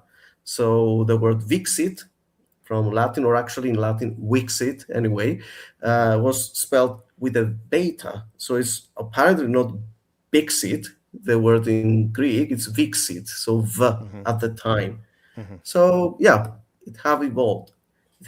So the other three letters, which are today pronounced as fa, tha, ha, were actually pronounced as pa, ta, ka. Now, this is just, the standard pronunciation in English. For any word beginning with P, T, and K, or the hard C, you would pronounce them with aspiration anyway. That's a phonological rule of English. Yeah. So pay, you don't say pay, to pay something. So aspiration is there. In English pronunciation, speakers tend to aspirate even the unaspirated ga, bi, da, because of the English accent. That's inevitable. So instead of saying polis, they will say polis. Yeah. This pronunciation po would have been spelled with the ears of an ancient Greek speaker with the letter phi. So that's actually phi. If you take the word city in English, that T there is not aspirated. So that's actually close to the letter to. Is that how you call it in English? Well, and that's another complicated one because you're referring to British English, but for me as an American, I say city. And the intervocalic T turns into a D in our dialect, which is another layer of complication there. Okay, sorry, forget I ever said that. But and so the interesting thing here also for the modern Greek viewers or viewers who know modern Greek, these alterations still exist. So like ptochos, phtochos, nichta in Dimotiki versus nikta in Katharevousa or ancient Greek, right? Or the st versus st binary that sometimes happens. Like, in a lot of the times it's like the difference is it formal, learned Katharevousa Greek, or is it demotic, colloquial, like, sort of standard, which is now standard Greek? the alternation between those still happens in the living language. Yeah, the only difference is, like for stenos, for instance, in ancient Greek would have been stenos, Yeah. which is, this goes against any rule of English. You would never say stenos, or I don't know, okay, that's a good one. You wouldn't say steak, right? Yeah. I want to eat a steak. Steak, yeah. With aspiration, but that's sigma theta in Greek. That's pronunciation of sigma stenos. Yeah. You may make this distinctions. You can hear it if you say the word mistake. And what happens if you take something by mistake? I mistake it. Mistake, yeah, mistake. So that's actually sigma theta in ancient Greek. That's pronunciation of it. So Brilliant. mistake is sigma to, tough. Brilliant. Yeah, so you can actually hear it now. Yeah, and by the way, so we were talking about the Erasmian system, if you want to call it that, even though it's not one thing. Again, they usually very frequently will, even though it's anachronistic, they'll use f, th, and h in concession with modern Greek, in concert with modern Greek, selectively, because it's easier for them. As even though technically combining that with some of the other archaic pronunciation, it's they end up with this sort of amalgamation of a pronunciation system that never existed. Right. But they make a compromise for these letters, and then the people who are proponents of more authentic, quote unquote, reconstructed pronunciation will then sort of bash them and say, no, it needs to be p, t, k consistently. And then they will emulate that in their speech. So it's like, but for a modern Greek speaker, they just consider all of that Erasmian. They just call it all Erasmian. They're just like, that's a Erasmaiki profora, Yeah, it's when you get it wrong. We Yeah, don't care yeah. how you got it wrong, but it's wrong. It's what the Varvari do, I wouldn't go that far, but anyway. Well, I've heard it. Yeah. Okay. Not putting words in your mouth. I'm just saying that tends to be the kseni. That's what the foreigners do. Yeah, okay. Well, we know they were aspirated because they were spelled with aspiration. So, for instance, in some local alphabets of ancient archaic Greek, you would actually have a kappa and what we know now called eta, but it was actually a consonant back then, for what we know to be the chi letter. Today, and we know if we compare it with Indo-European languages, those letters correspond to aspirated consonants also. And we know from compounding that whenever you have, let's say, a P and you drop the E sound and you have an aspiration following, you have to make the unaspirated P into an aspirated phi, actually. So ep-hippos becomes epippos. By the way, in Cypriot Greek, geminate pa is aspirated, so I'm trying not to aspirate it. So it's epippos. Okay. Wait. So how would a Cypriot say this if they're playing? So just so everybody's clear, if anybody doesn't speak Greek and they're still listening to this, congratulations. Please make sure you like and subscribe to the channel. If you're listening this far, definitely drop a like on this. So hippopotamus, right? Like we have hippo. This means horse, and in Greek it's now alogo, unless you're playing chess, and then it's still an epos, right? So how if a Cypriot person is playing chess and they're moving their hippos, their horsey, how do they say it? Ippos. Okay, and that's like p. It's aspirated like English, but it's also long. It's not just hippos. It's ippos. So it's longer. Now, do you think this is just a matter of curiosity for me, because I know people from Cyprus, but I try not to treat them like they're lab rats when I'm talking to them, right? I just listen. That's my job. That's what I do. Yes. Well, okay. so like when you're speaking with somebody from mainland Greece, or from Greece proper, and you're sort of making like, I don't know, to what extent do you adjust your speech to sort of like not sound different? I don't know, or do you just sort of like give it that Cypriot flavor and not worry about how it's received by a Greek person who's not familiar with the accent, not the dialect? Well, there's always accommodation happening. So if you really want to communicate, you will accommodate your grammar mainly. Some elements like geminates and the final N in some words is hard to drop if you're speaking Cypriot. And also intonation is different. So even if you want to adjust perfectly to, let's say, Athenian Greek, it's very hard to do so. So they can tell immediately you are from Cyprus. Interesting. Yeah. Sorry. Even if you try. Yeah. Okay. Okay. So how do we know they were aspirated? From renditions of those letters into Latin, and from a very interesting extract from Cicero or Cicero in English, where there was a Greek witness at the Roman court who, it was a case pro fundanius, that was the case. So he had to say this name in Latin. At the time, the Greek letter phi represented, of course, an aspirated pa. Fa did not exist as a sound in ancient Greek, so they couldn't pronounce it.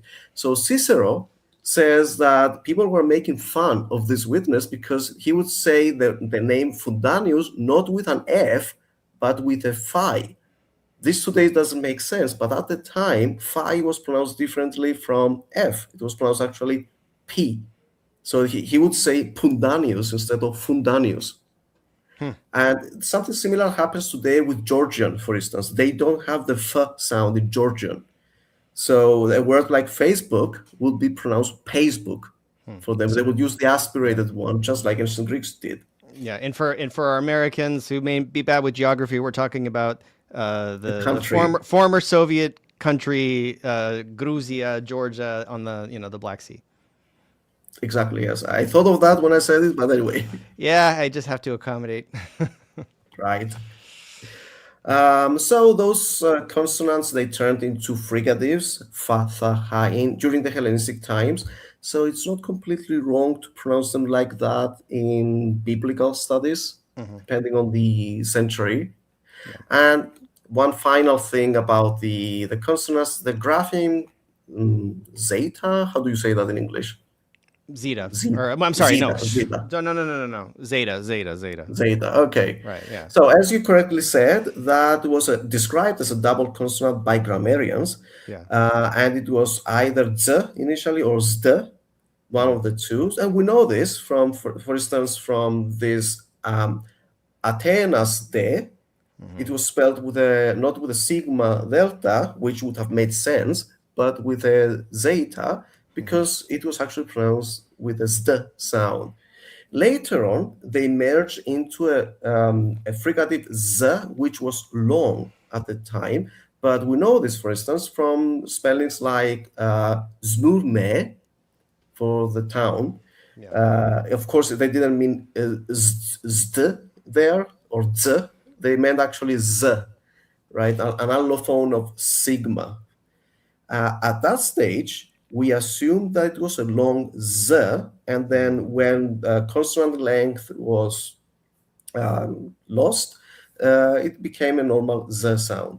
I should note that in Cypriot Greek, it's still a long z sound. So the word for I play, for instance, is pezo with a long z, whereas in Standard Greek, it's pezo. Pezo. Interesting. So it's still here. Yeah. It's a double consonant still. Yeah, and as I said, the letter eta represented the consonant at first, then it represented the vowel, but there was a transition period where they would use it for both a vowel and a consonant, like, for instance, Heracles, they would write it with, the first one was, they dropped the H, so they would use an eta. This would have been spelled with an epsilon in both cases. Then in the reform, you don't have a way to spell the h sound, just use the eta to spell the vowel. Yeah. But in a word like hekebolos, they would use the first one as a consonant, the second one as a vowel. So there was some confusion there. Okay, so I think I can skip the rest and maybe come back to that with questions. I have some things about. We have some super chats I want to make sure I get to. So, but I don't want to. I want to make sure. So, is this a good stopping point for you? I guess so, because we covered the consonants. Yeah. I just have the pitch accents, but we can talk about that whenever. Yeah, that's a rabbit hole. I want to, and a lot of people know I've been doing these 3-hour marathon live streams. And first of all, it's just too much to ask of my guests. And then it's also just not good for the algorithm because a lot of people just don't want to watch something that lasts 3 hours. So we'll try to wrap this up efficiently. But the first super chat that I get from Anna Eramenko, what's one pronunciation feature of ancient Greek that modern students, or I guess that means, I don't know if modern Greek students or maybe just modern students in modernity usually get wrong. And the interesting thing about this question is wrong is a value judgment, right? What's wrong and right, and again, I got a linguist here, so we're not really getting into prescriptivism, but if we do sort of put on a prescriptivist hat, I guess the way I would rephrase this is like, in the dichotomy, in the spectrum of conservative versus maybe like, more colloquial pronunciation today, what do the Greek, what is your average sort of Greek, we call them grammar Nazis, like very conservative, linguistically conservative Greek person, what, or your Greek language teacher in elementary school, when they hit their students with a ruler, what are they hitting their students because of? Like what quote unquote mistakes are they making in pronunciation that is considered slovenly? Like before you mentioned the MB or NT sounds being pronounced, like instead of like pede versus pende, right? Like one of them may be considered slovenly, like bad speech by some people, right? Yeah, actually, that's the one. The older pronunciation is with the nasal consonant, like pende, lamba, etc. But I mean, in southern Greece, it's never with that consonant. It's always pede, magas, etc. So there were some extreme cases whereby some teachers in drama schools, they wouldn't admit students who would have this pronunciation. They had to be trained. Yeah, but I think they're more relaxed nowadays, I think. Okay. But the exception is made for foreign words that are supposed to have a D and a B, and like, like bala, or I don't know, like if there's. But that's the beginning of the word, though. Yeah. The beginning of the word, yeah. But like an intervocalic B or D sound, those are going to be still, those aren't going to be nba. Yeah, those are acceptable because they were borrowed that way. Now, what about, for example, like I got into an argument at one point online with like a Greek person who was saying that the letter iota is not spelled with a gamma. And I'm like, well, it kind of is, like over in your home country, and it's like it turns out he left a long time ago. He's like, one of those. He's a Katharavosianos, right? So, is that something where it's like the y that comes in the beginning? And I think there was another question about this, like hieros, right? Like there's the ecclesiastical pronunciation, holy hieros, versus hieros, which is like a completely different word if it has a gamma. Is that an example of something that like would create conflict in the Greek community? Not really with those specific lexical items because they are well established. So hieros is fine. Iota, that's the standard way of writing the name of the letter with a gamma in front. So yeah, that's fine. Even though I like the fact that all the rest of the letters, they begin with the same letter. I want to spell it with an iota, but that's not what I pronounce. So I have to write a gamma there. Yeah. Regarding this exactly, this is called synesis in Greek. It's when you pronounce an iota like in a single syllable with the next vowel. Sometimes that's frowned upon when you do it in words that traditionally do not have it. For instance, if you say instead of domatio, you say domatio. Yeah, exactly. Good example. That sounds a bit not formal. Well, and then okay, so then sto domatiomu, right? So it's if you're treating it, if that iota represents a vowel on its own, then it's sto domatiomu, right? But are there Greeks that say sto domatiomu? Apparently, yes. Yeah, because they treat that iota like a consonant, and then all of a Yes. sudden domatio becomes like it has three syllables. Yes. Okay. That's not what we do in Cyprus, so I have no intuitions about it, but I know it's there. Yeah, It appears. theoretically, It yeah. appears in Greece, yes. And then how about borrowing? So this is coming question, super chat. Thank you for the $5. Thank you for the super chats from Domingo Aviles. How about borrowings? For example, Latin basilica, gubernari, etc., showing that B was pronounced like B until rather late. Yes, that's a good argument. Of course, what you have to keep in mind is that Greek is acquired by the Romans as a learned language. So they go for more prescriptive, archaic pronunciations, not how people may pronounce it, really. So they may be preserving some more archaic elements. Yeah. Well, in the borrowing, the interesting thing is the creation of the Russian alphabet the Cyrillic alphabet from Glagolitic. I think it's 8th, 9th century. Ninth century. By that time, like in Russian, the B character is V, because I think it's universally V, and it was Pan-Hellenic universal V by that time, because that's Byzantine.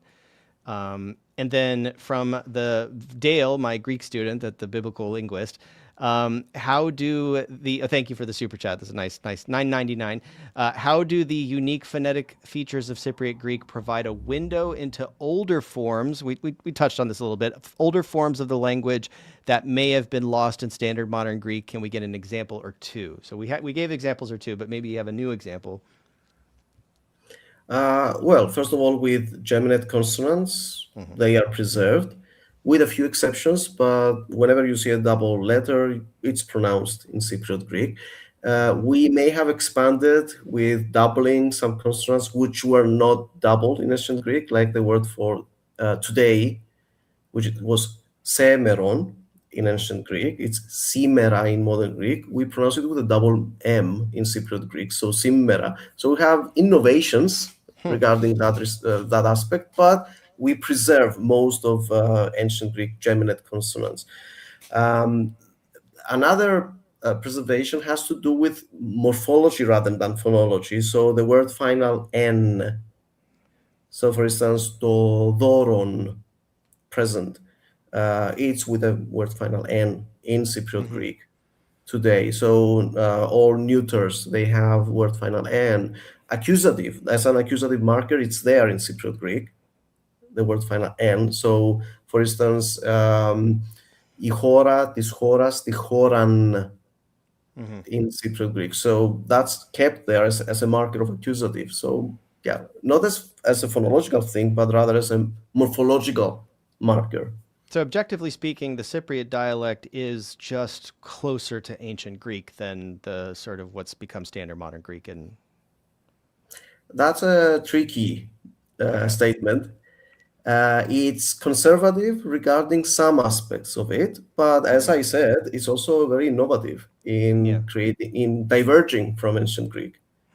At the same time, I mean, it has developed consonants like sha and cha and ja that did not exist in ancient Greek. So how do you measure proximity to ancient Greek, right?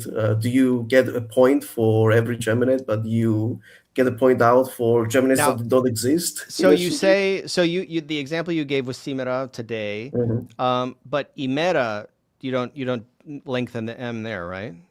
No, this must have been an analogy from the sigma epsilon ni prefix. So it's like mera with a sin in front of it. So maybe that was the reanalysis that happened in our minds. But Sin mera. etymologically, doesn't it come from aftiti nimera or something like that? Like, isn't there? I mean, that's Timeron. probably reaching back pretty far. But yeah, Yeah. timeron, aftiti nimera, simeron. Maybe it's because it's a compound. It's sort of left its mark in Cypriot. Not really. This is a more recent development. There is this analogical gemination that happens with a lot of things. For instance, the word for crazy is pelos from apollolos, apollumi, apollumi, that word. So pelos has a double L. So the word for the area of the Peloponnese, we actually pronounce it with a double L because it sounds like Pelos, but it doesn't has anything to do with that word. It's not a crazy island. That's what it sounds to us, Peloponnesos. So yeah, so analogy works in languages. I mean, it's something that happens. And then the last super chat, thank you for the $5, Domingo Aviles. Again, there's another one. Thank you so much. So thank you for the $10 to combined. I was too impatient with my first super chat. Anyways, congratulations for this presentation, giving a short overview of such a large subject. It's a very large subject, and we're not going to get to the depths of everything, but it's a pretty good turnout for this kind of niche, and I certainly have a lot of questions. I think I want to make sure that we at least touch on the Bible examples that we talked about, right? Because at the beginning of the show, we were looking at we saw a clip of James White giving his rationalization or sort of his justification for why Erasmian works for him. And just because we got to plug Cross Bible, everybody go subscribe on Cross Bible, for this resource. You can see here that I have highlighted the textual variant that right now the top row is showing you the SBL Greek New Testament. Most Bibles are going to reflect this version of echomen, right? So it's going to say Dikiothenthes un ekpisteos irinin echomen. So you can see the translation from the NRSV. Therefore, since we are justified by faith, we have peace. Προς τον Θεόν δια του Κυρίου ημών Ιησού Χριστού. Have peace with God through our Lord Jesus Christ. Now, what you'll notice is that the footnote in the NRSV is telling you other ancient authorities read "let us," right? Let us, and the difference is it's comically subtle. That one of them has an omicron, the other has an omega, and for the people watching who are diehards with the Erasmian pronunciation, what you're gonna note is that what they say ekamen, and they basically pronounce omicron as if it were the American ah. So they say on, right? Which we say that in America, like we say dog, right? Now, in England, they would say dog and on, right? They actually do have an O. But for American Erasmian, it's comfortable for them to see that omicron, right? They say omicron, and they say ekamen, basically. And so if they want to pronounce the difference, they want to say, okay, in the SBL Greek New Testament, it says ekamen, and in the Westcott Hort Greek New Testament, it says ekomen. What James White does is he says ekomen. So he actually shifts the stress because he doesn't respect word stress. Let's put it that. Like he doesn't obey the word stress. He doesn't care. It doesn't matter. He's not trying to please anyone. So or he's not trying to please me and you and anybody in Greece. He doesn't care about the opinion of Greek speakers, and that tends to be the theme. So if a Greek person were trying to explain this variety, it would kind of be a struggle. You would say like, no, εδώ είναι γραμμένο echomen και μετά echomen me omega. You would just have, they sound exactly the same. And the reason we have this textual variant, the reason there's confusion over whether or not it should say we are justified by faith and we have peace, which is the indicative mood, it's definitive. We have peace. As opposed to, since we are justified by faith, may we have echomen, right? Like if you're lengthening into the omega, the connotation there is it's an injunction, or it's subjunctive. It's saying it would be nice if we had faith. We should let us have faith.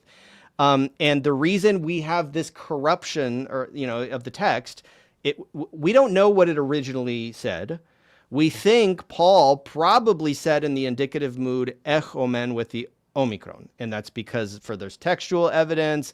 The earliest manuscripts have the omicron, but the fact of the matter is, at some point in the transmission process, when the Byzantine Greeks were copying it, to them it just sounded the same, and at one point somebody thought it was more fitting to just put that omega there, because it fits. There's nothing inherently absurd or wrong with saying echomen with the omega, because it's also a good version of this verse. Like, since we're all justified by faith, may we have peace with God through our Lord Jesus Christ. Like, it's a not a radically different meaning, but I don't know if you have a special take on this, or you probably just you could give your seal of approval if I sum this up correctly.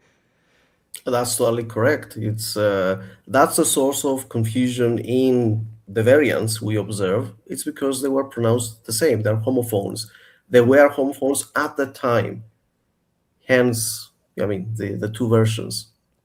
Yeah. So proponents of any kind of reconstructed pronunciation, if your preference is to read ancient texts, not the way it's read in a Greek Orthodox church today, but the way it's read in academia today, they are being very careful to say however they do it. They either say ekomen, ekomen, or they say echomen, echomen, right? And they just pause a little bit and they make it long, kind of like how, I say allos, you say allos, right? Tomato, tomato. It's a subtle difference. And even though to a Greek person, it's very triggering to hear ekomen, right? Because it sounds like alpha. It sounds like and it's of course it's objectively wrong. It is just not like the way any Greek person has ever said that word ever in history, but it has a function. It has there's a reason why they're doing it. They're not just ignorant, barbarians. There's an academic mindset that just says we just really don't want to pronounce omicron the same as omega. They just it doesn't suit us to mimic the homophony that we hear in Greece today. It's for them, especially because they don't speak modern Greek and they have no compulsion to speak it. That's their compromise. And I don't personally do it because it's I just like having one pronunciation that I use across time. But I know it's anachronistic. And so the problem that I encounter is that when I promote it, when I recommend it, when I teach it, when I advocate for just using modern pronunciation as an American, I very often face a lot of backlash. A lot of people will tell me that you must be one of those crazy people that think Greek has never changed. And so no, I don't think that. It's just convenient for me to say echomen. I don't know. I have to justify myself a lot. And I'm glad I now have this channel, this platform where I can just sort of I don't have to apologize. And if you don't like it, go listen to, James White and all those other people, right? If you like the way they pronounce it, then there's so much material online, that's not produced by people in Greece, that uses, you got the whole buffet of all the different kinds of reconstructed pronunciation. You could just take your pick, right? It can be any of those. Now, the last example I have, which is my favorite that I curated, is it's going to touch on this personal pronoun issue. This is the funnest example. And one thing that's fun about it is that there are no, hold on a second. There you go. Okay. So there are no marked textual variants in the text. We pretty much have ironed out what all of these are. But I don't know. Can you give us a reading of verses 8 and 9 and 10? Can you see it clear enough? Yeah. So reading, you mean to actually read it out loud? I don't know. Do you mind me putting it on the spot, or do you want me to do it? I'm fine. Okay. So, ήδη και κορεσμένοι εστε, ήδη επλουτίσατε, χωρίς ημών ευασιλεύσατε, Και όφελον και ευασιλεύσατε, είναι και εμείς ημίν συμβασιλεύσομεν. Okay, and 9. Yeah. Δοκώ γάρο Θεός ημάς τους Αποστόλους εσχάτους απέδειξε ενός επιθανατίους ότι θέατρον εγεννήθημεν το κόσμο και αγγέλης και ανθρώπης. And then verse 10 says you're on a roll. Okay.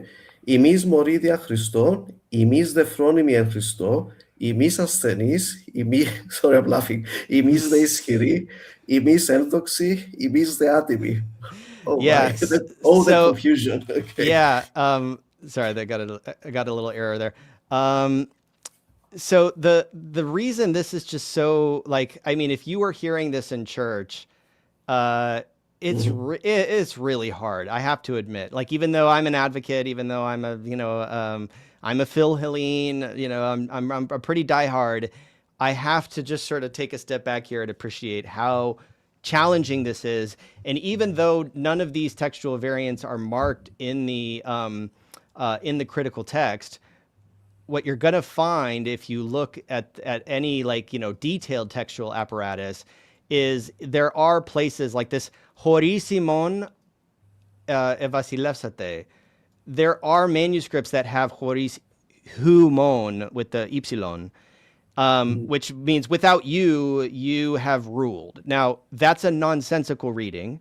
We know it can't be without you, you ruled, right? So here it's like, I put it in brackets because it is an attested textual variant, but from a text critical perspective, the way scholars break this down, we know that's not admissible. We have evidence of it. We have manuscripts that say that, where a Byzantine scribe was copying it really fast, I guess, and just messed it up. So we know that's a mistake. But then even this like inakeimisi min, inakeimisi min sivasilefsomen. So we have the omen here that is allowing it, it's ἡμεῖς συμβασιλεύσομεν. So we have contextual clues as to like which reading is more original. But in terms of like hearing the difference when it's read out loud, if the priest was just blowing through it, like the reader, in an Orthodox setting, if for whatever reason that verse had to be read out loud, the people in the congregation would just be like, I mean, it's like iminimas. It's a little, that is a prime example of why people outside of Greece, like, as much as the Greeks hate it, it's just like they just won't, that's their breaking point. That's the straw that breaks the camel's back. It's those two pronouns, especially if it's in one of the communities of people who are actually reviving the language. This is a thing now. People are getting together online and in groups, and they're using Greek they're using ancient Greek as a form of spoken communication, and that's their breaking point. They're like, we can't do it. We can't use modern Greek pronunciation for ancient Greek if we're communicating in this language, because the you-we distinction is not there. Exactly. I mean, in the first two passages, it was, syntactically you can get okay, which one was which, but it's easier when you read it. When somebody pronounces it, it gets harder. But the last one, number 10, the ambiguity is there. You don't know who is what there. Who is, there is no contextual clue as to which is which. Yeah. So, and that's the thing. It's like, as much as it does, look, there is an element of sort of fingernails on the chalkboard when I hear like the video that I produced, right? That video, by the way, is not meant to make fun of any, it's not critical. I didn't put like a laugh track on it, but I can't help but have a visceral reaction to it. My son is a native speaker of Greek. Like, I raised him speaking Greek. And I let him hear it, and he's never heard it. He goes to Greek school. He goes to Greek Orthodox Church. He's only ever heard ancient Greek, or at least ecclesiastical Greek, in modern pronunciation. And I just asked him, like, what does that sound like to you? And he just said gibberish, right? It sounds like gibberish to him. But if the roles are reversed, and if I had the, benefit of getting, trained. Like if I had a PhD from Oxford, if I were a trained classicist from some powerhouse, some Ivy League institution, that's probably how I would have been taught, and that would have been normative for me if I never went to Greece, right? If I've never been to Greece, I've never met a Greek person out in the wild, and I just learned that way, then I would go to a Greek Orthodox church and it would sound like gibberish to me too. Then that would be my gibberish, and it would probably it would sound horrible, and I'd be like, I would look at this example in 1 Corinthians 4 and I'd just be like, how do you even, this is ridiculous. So it's really just a matter of perspective and bias. And I have a perspective and a bias, and there are people like commenting in the chat, or then in my videos with their perspective and their bias. And unfortunately, it's not nationalism and sort of love of the Greek people and and Cyprus included doesn't play into it. It's really just an academic convention. Indeed, it's what you are familiar with. I mean, and yeah, that's important. The reality is that if we had a time machine, the speakers of ancient Greek and modern Greek would not be able to communicate. I mean, it's the same scenario. What I speak would be gibberish to them than the other way around. We know it today because if I reconstruct it and let's say start the Odyssey, reciting it, people think it sounds like Chinese to them because I'm using the accents as well. Yeah. So Andra moyenne bemus apolutropon hos malapolla plankte. I mean, it sounds like not Greek. Yeah. Yeah.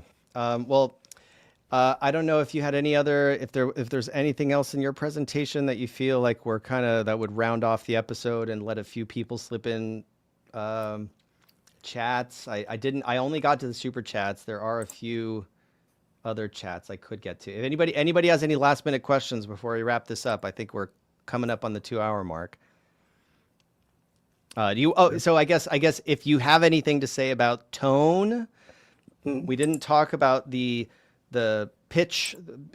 Sometimes it's called pitch accent or tonal accent. That's a very fascinating topic that we probably don't have time to delve deep into. Well, very quickly, yes, ancient Greek was a pitch accent language. It means that there is one syllable that has a pitch accent on it, and it's not like Chinese, which is a tone language in which every syllable has some kind of tone in it, or other languages, right? So there is only one syllable that has one of the three, oxia, varia, or perispomeni, one of the three. So those three accents, they corresponded to differences in pitch, not intensity, like the modern Greek or English accent, which is stress actually. It's stress, not pitch accent. Yeah. So in the example that we heard in the short video, the echomen and echomen, that's the use of the Latin stress system onto Greek. So a long syllable gets the stress, the ictus, as it was called in Latin. And one of them made the difference that way. That did not exist in ancient Greek. So the meter was not based on the stress like it is today with modern Greek. It was based on the succession of short and long syllables, and pitch accents played no role because they were just ups and downs. And we know this, for instance, when you see how you derive verbs like agapomen from agapaumen. If the first of the two vowels was stressed, then you get a circumflex. If the second one was stressed, then you get oxia, an acute accent. So agapaomenos becomes agapomenos. Now, okay. Yeah. So tell me your personal preference. If you could go back and influence the orthographic reform, would you keep the perispomeni? Would you keep the circumflex accent in order to indicate the contract vowel that's underneath it, or do you think it's better to just shift fully monotonic and just have this one acute accent everywhere? Do you have a soft spot for polytonic still? I do have a soft spot for it because that was the reason I became a linguist. In high school, I was trying to understand the phonetics behind those marks. But pedagogically speaking, I strongly believe that getting rid of those rules and symbols and everything was really beneficial for teaching modern Greek.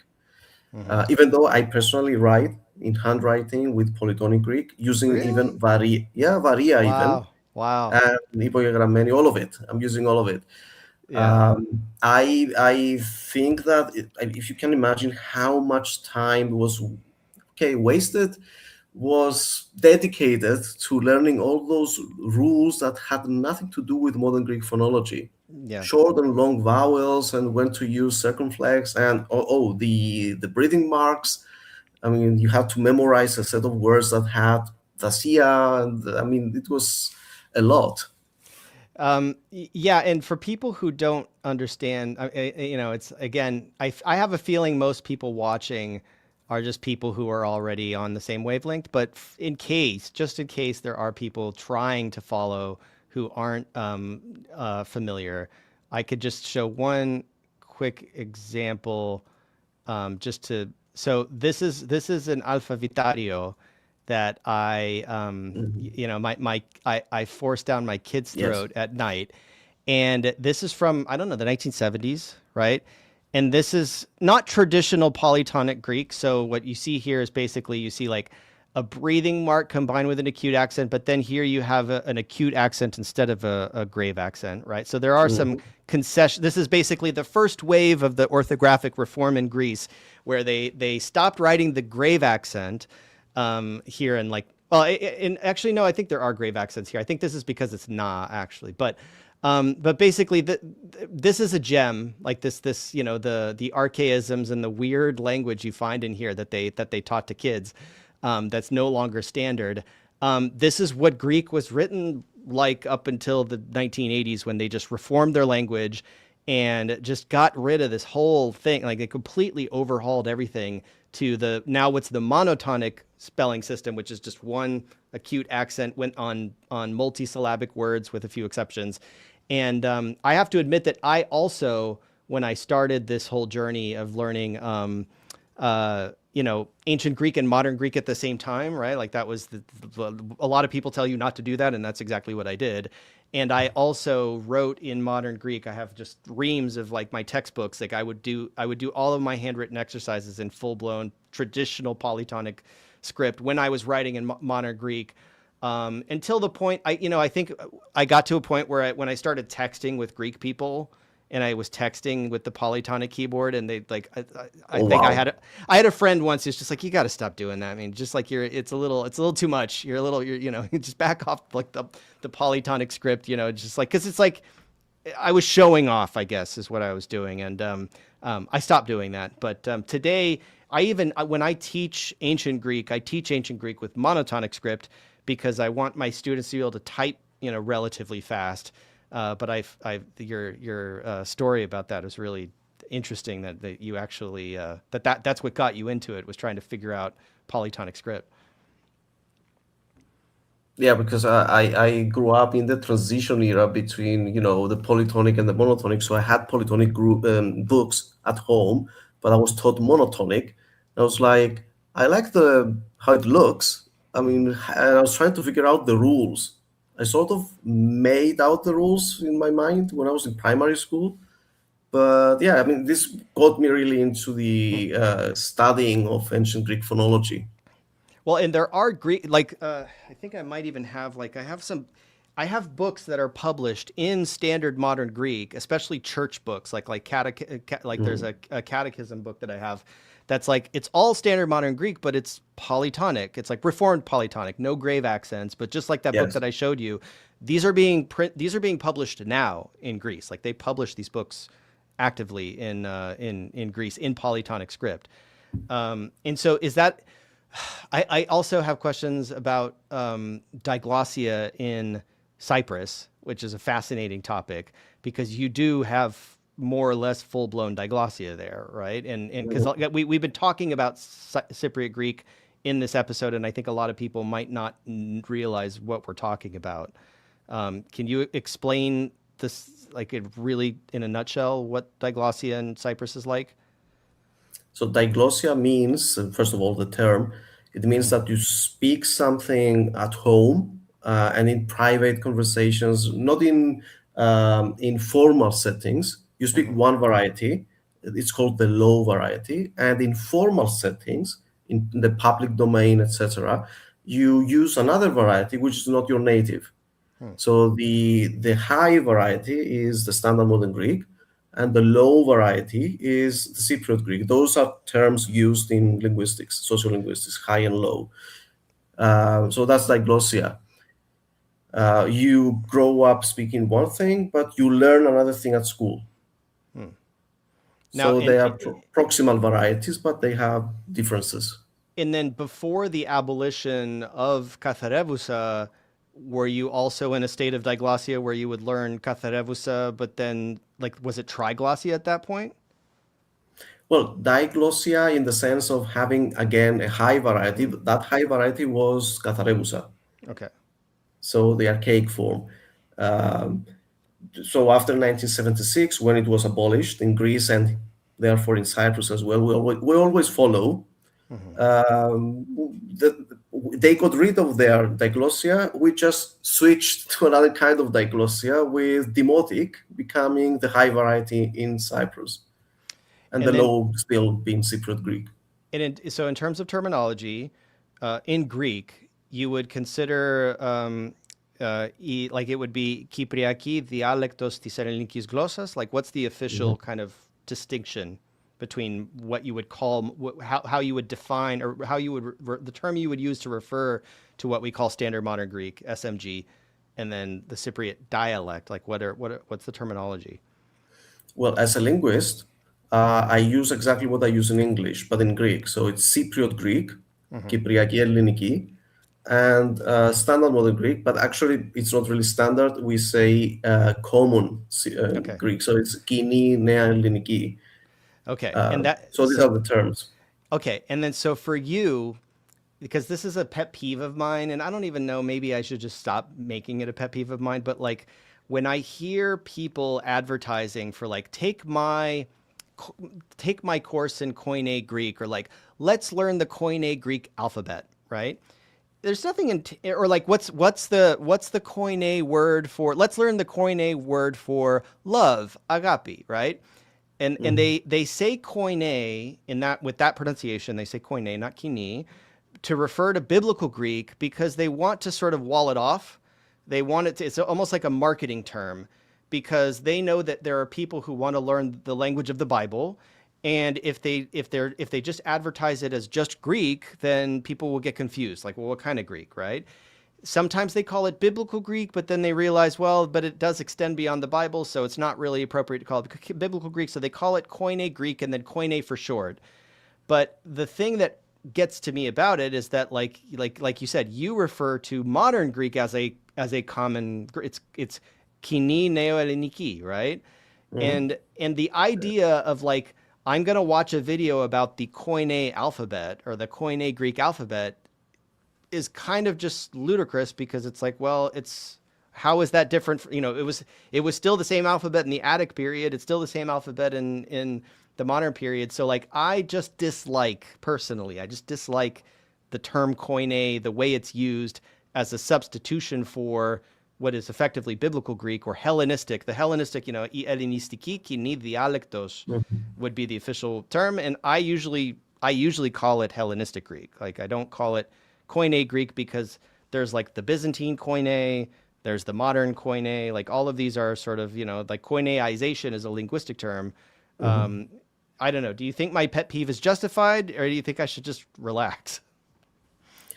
Well, I immediately understood what you meant by Koine in the English term Koine. I mean, it's not a source of confusion, at least for me. I haven't thought about it much, so I'm not, that worried about it as much as you are, apparently. But I think that it depends on the language. I mean, in Greek, I would say Kypriaki και Koine. And when I say Koine, I mean standard modern Greek. So just the word Koine means standard modern Greek in Greek, Yeah. right?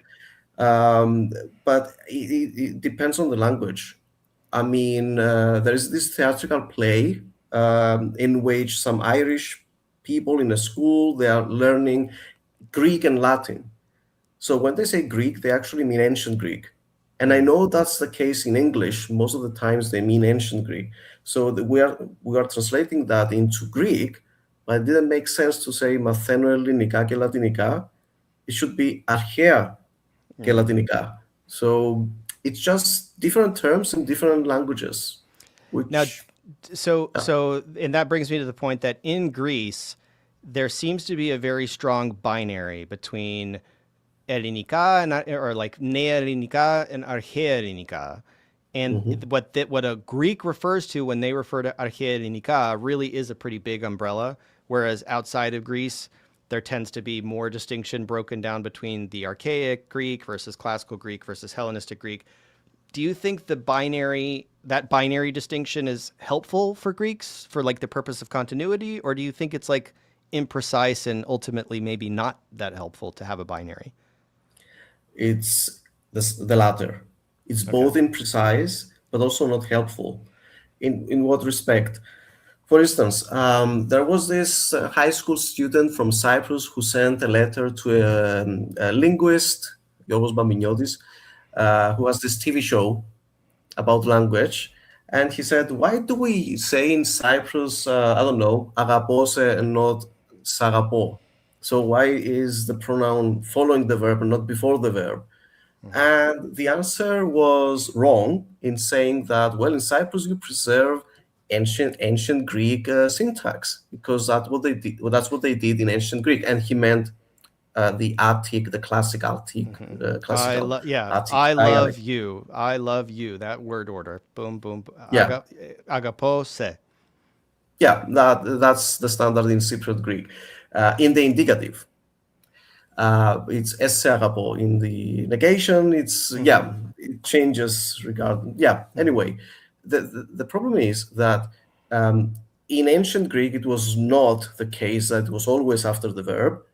So we're projecting something onto ancient Greek which was not there, and it was changing throughout history. Importantly, we tend to forget that there was Hellenistic Greek and also medieval Greek in between, both of which are the ancestors of all modern Greek varieties, right?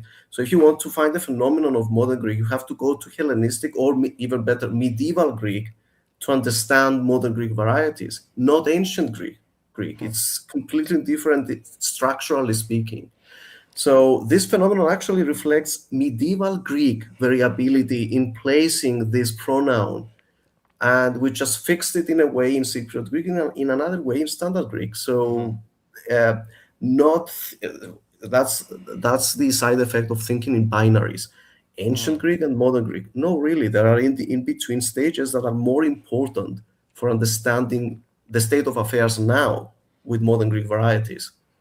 Now, as somebody who's so attuned to dialect variety in a language, and this is a very hot topic, do you think that the imprecision of thinking, like if we let's just grant the idea that thinking of ancient Greek and modern Greek as different stages of the same language, as opposed to different languages, like how does that affect the way we study Greek? Because I get a lot of flack for saying, or for daring to say that modern Greek and ancient Greek are the same language, that they're just sort of slightly different versions of or maybe very different versions in some cases slightly different versions.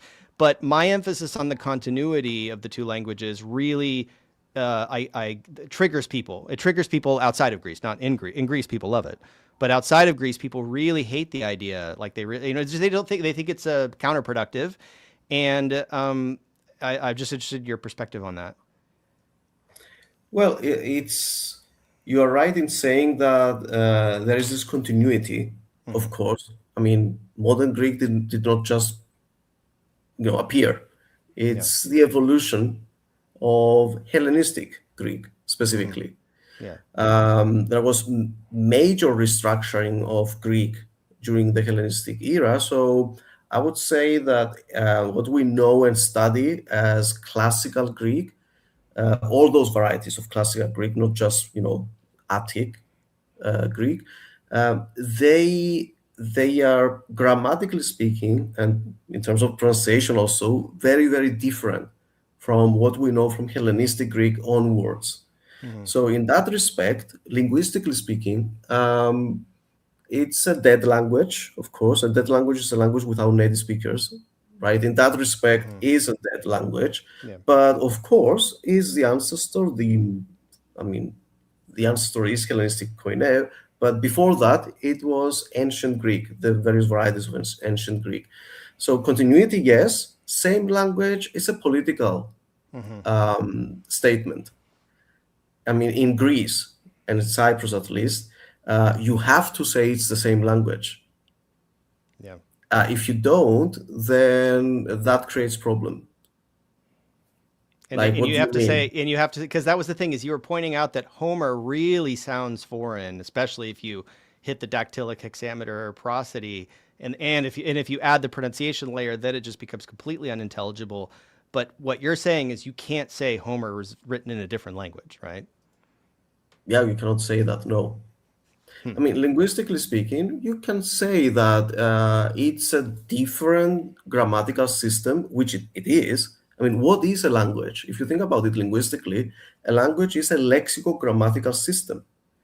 That means syntax, morphology, phonology, semantics. This is a grammar, and lexicon. They are all different from today.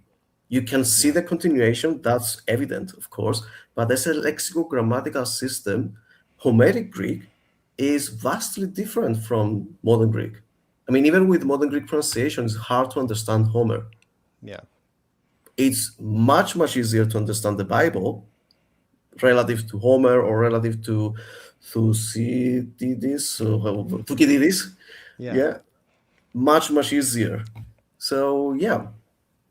And Continuation, yes. Same language, well, depends how you define it. Well, and a lot of people draw the line. I don't know. Is Old English the same language as Modern English? Yeah, it's a phase of the language, but yeah, technically, I think people would say that Old English would be categorized as a different language, or like, I don't know. Yeah, it's definitely not like a dialectal. The boundary doesn't go from like accent dialect language, right? It's like it's historical phases. It's fundamentally different. But when I was interviewing the Orthodox priest last year in April, it was like a 1.5 hour interview. He actually contradicted himself at one point where he was like, he said, we got a problem here in Greece because the younger generation, they're disconnected with the ancient language, the requirement in school, the bar is being lowered as far as like the demand for modern Greek students to acquire ancient Greek as a foreign language. And so he says we have a problem. People don't understand the liturgy.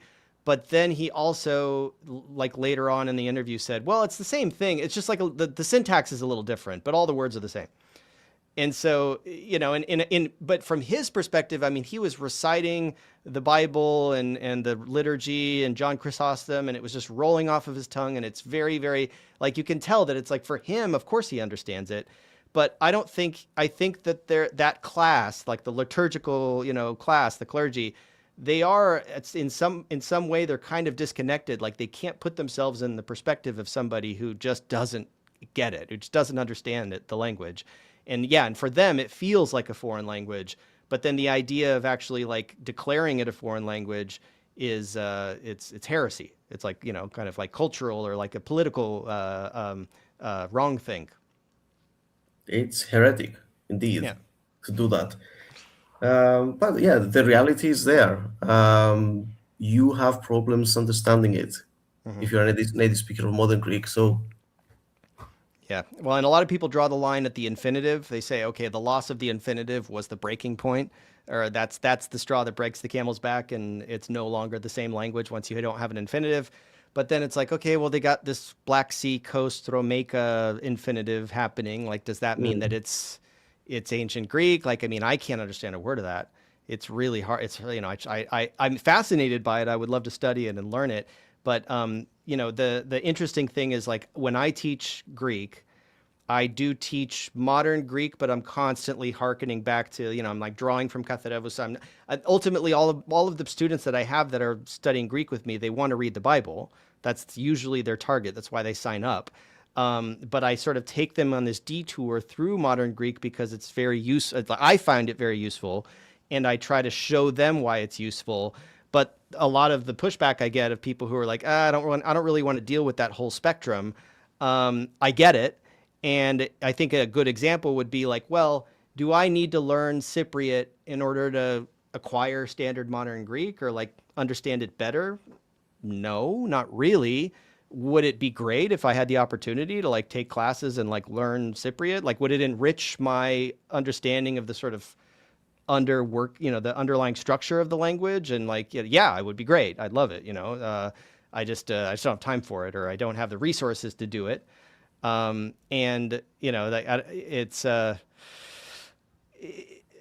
have so many questions. We need to wrap up, and I respect your time, and thank you for staying over 2 hours. Is there anything else do you feel like you could round this off with before I drag you into another rabbit hole? Well, let me just say that I am enjoying this. I mean, I can be talking forever about this, but it's the audience I'm thinking about. It's not to become too long. Just an anecdote. In Cyprus, when we have dictation of ancient Greek in exams, I remember me as a student in the exam, I prayed for a speaker of Cypriot Greek to be the one reciting ancient Greek, because they would pronounce the geminates. Yeah. So it would be easier for me to understand. Without the geminates, it really sounds even harder for me to get. So, yeah. And so I guess the final thing would be if somebody were listening because they want to know what to do personally for themselves, because let's say they really are into Plato or they're really into the New Testament, and they're not taking my advice of just like, oh, well, you should learn modern Greek and use modern Greek pronunciation. That's, I'm on the fringe in that regard. But what would you sort of recommend? Do you think that people should modulate their pronunciation depending on the target text so that they are like properly, like, do you think it's helpful for them to try to reconstruct the way Plato would read if you're reading Plato, but then, or the way Plato would have pronounced something, or the way Socrates would have pronounced something using a reconstructed classical pronunciation? And then when they go to the New Testament, should they pivot, like, or should they just have, or I mean, I know you're open-minded. I know you haven't bashed Erasmian pronunciation, but like, what do you recommend for foreigners, like for people who aren't native Greek speakers, if they're targeting a specific, like, do you think they should really just try to, to use a reconstructed pronunciation system in their daily reading and their daily studies? Well, my linguist OCD is kicking in here.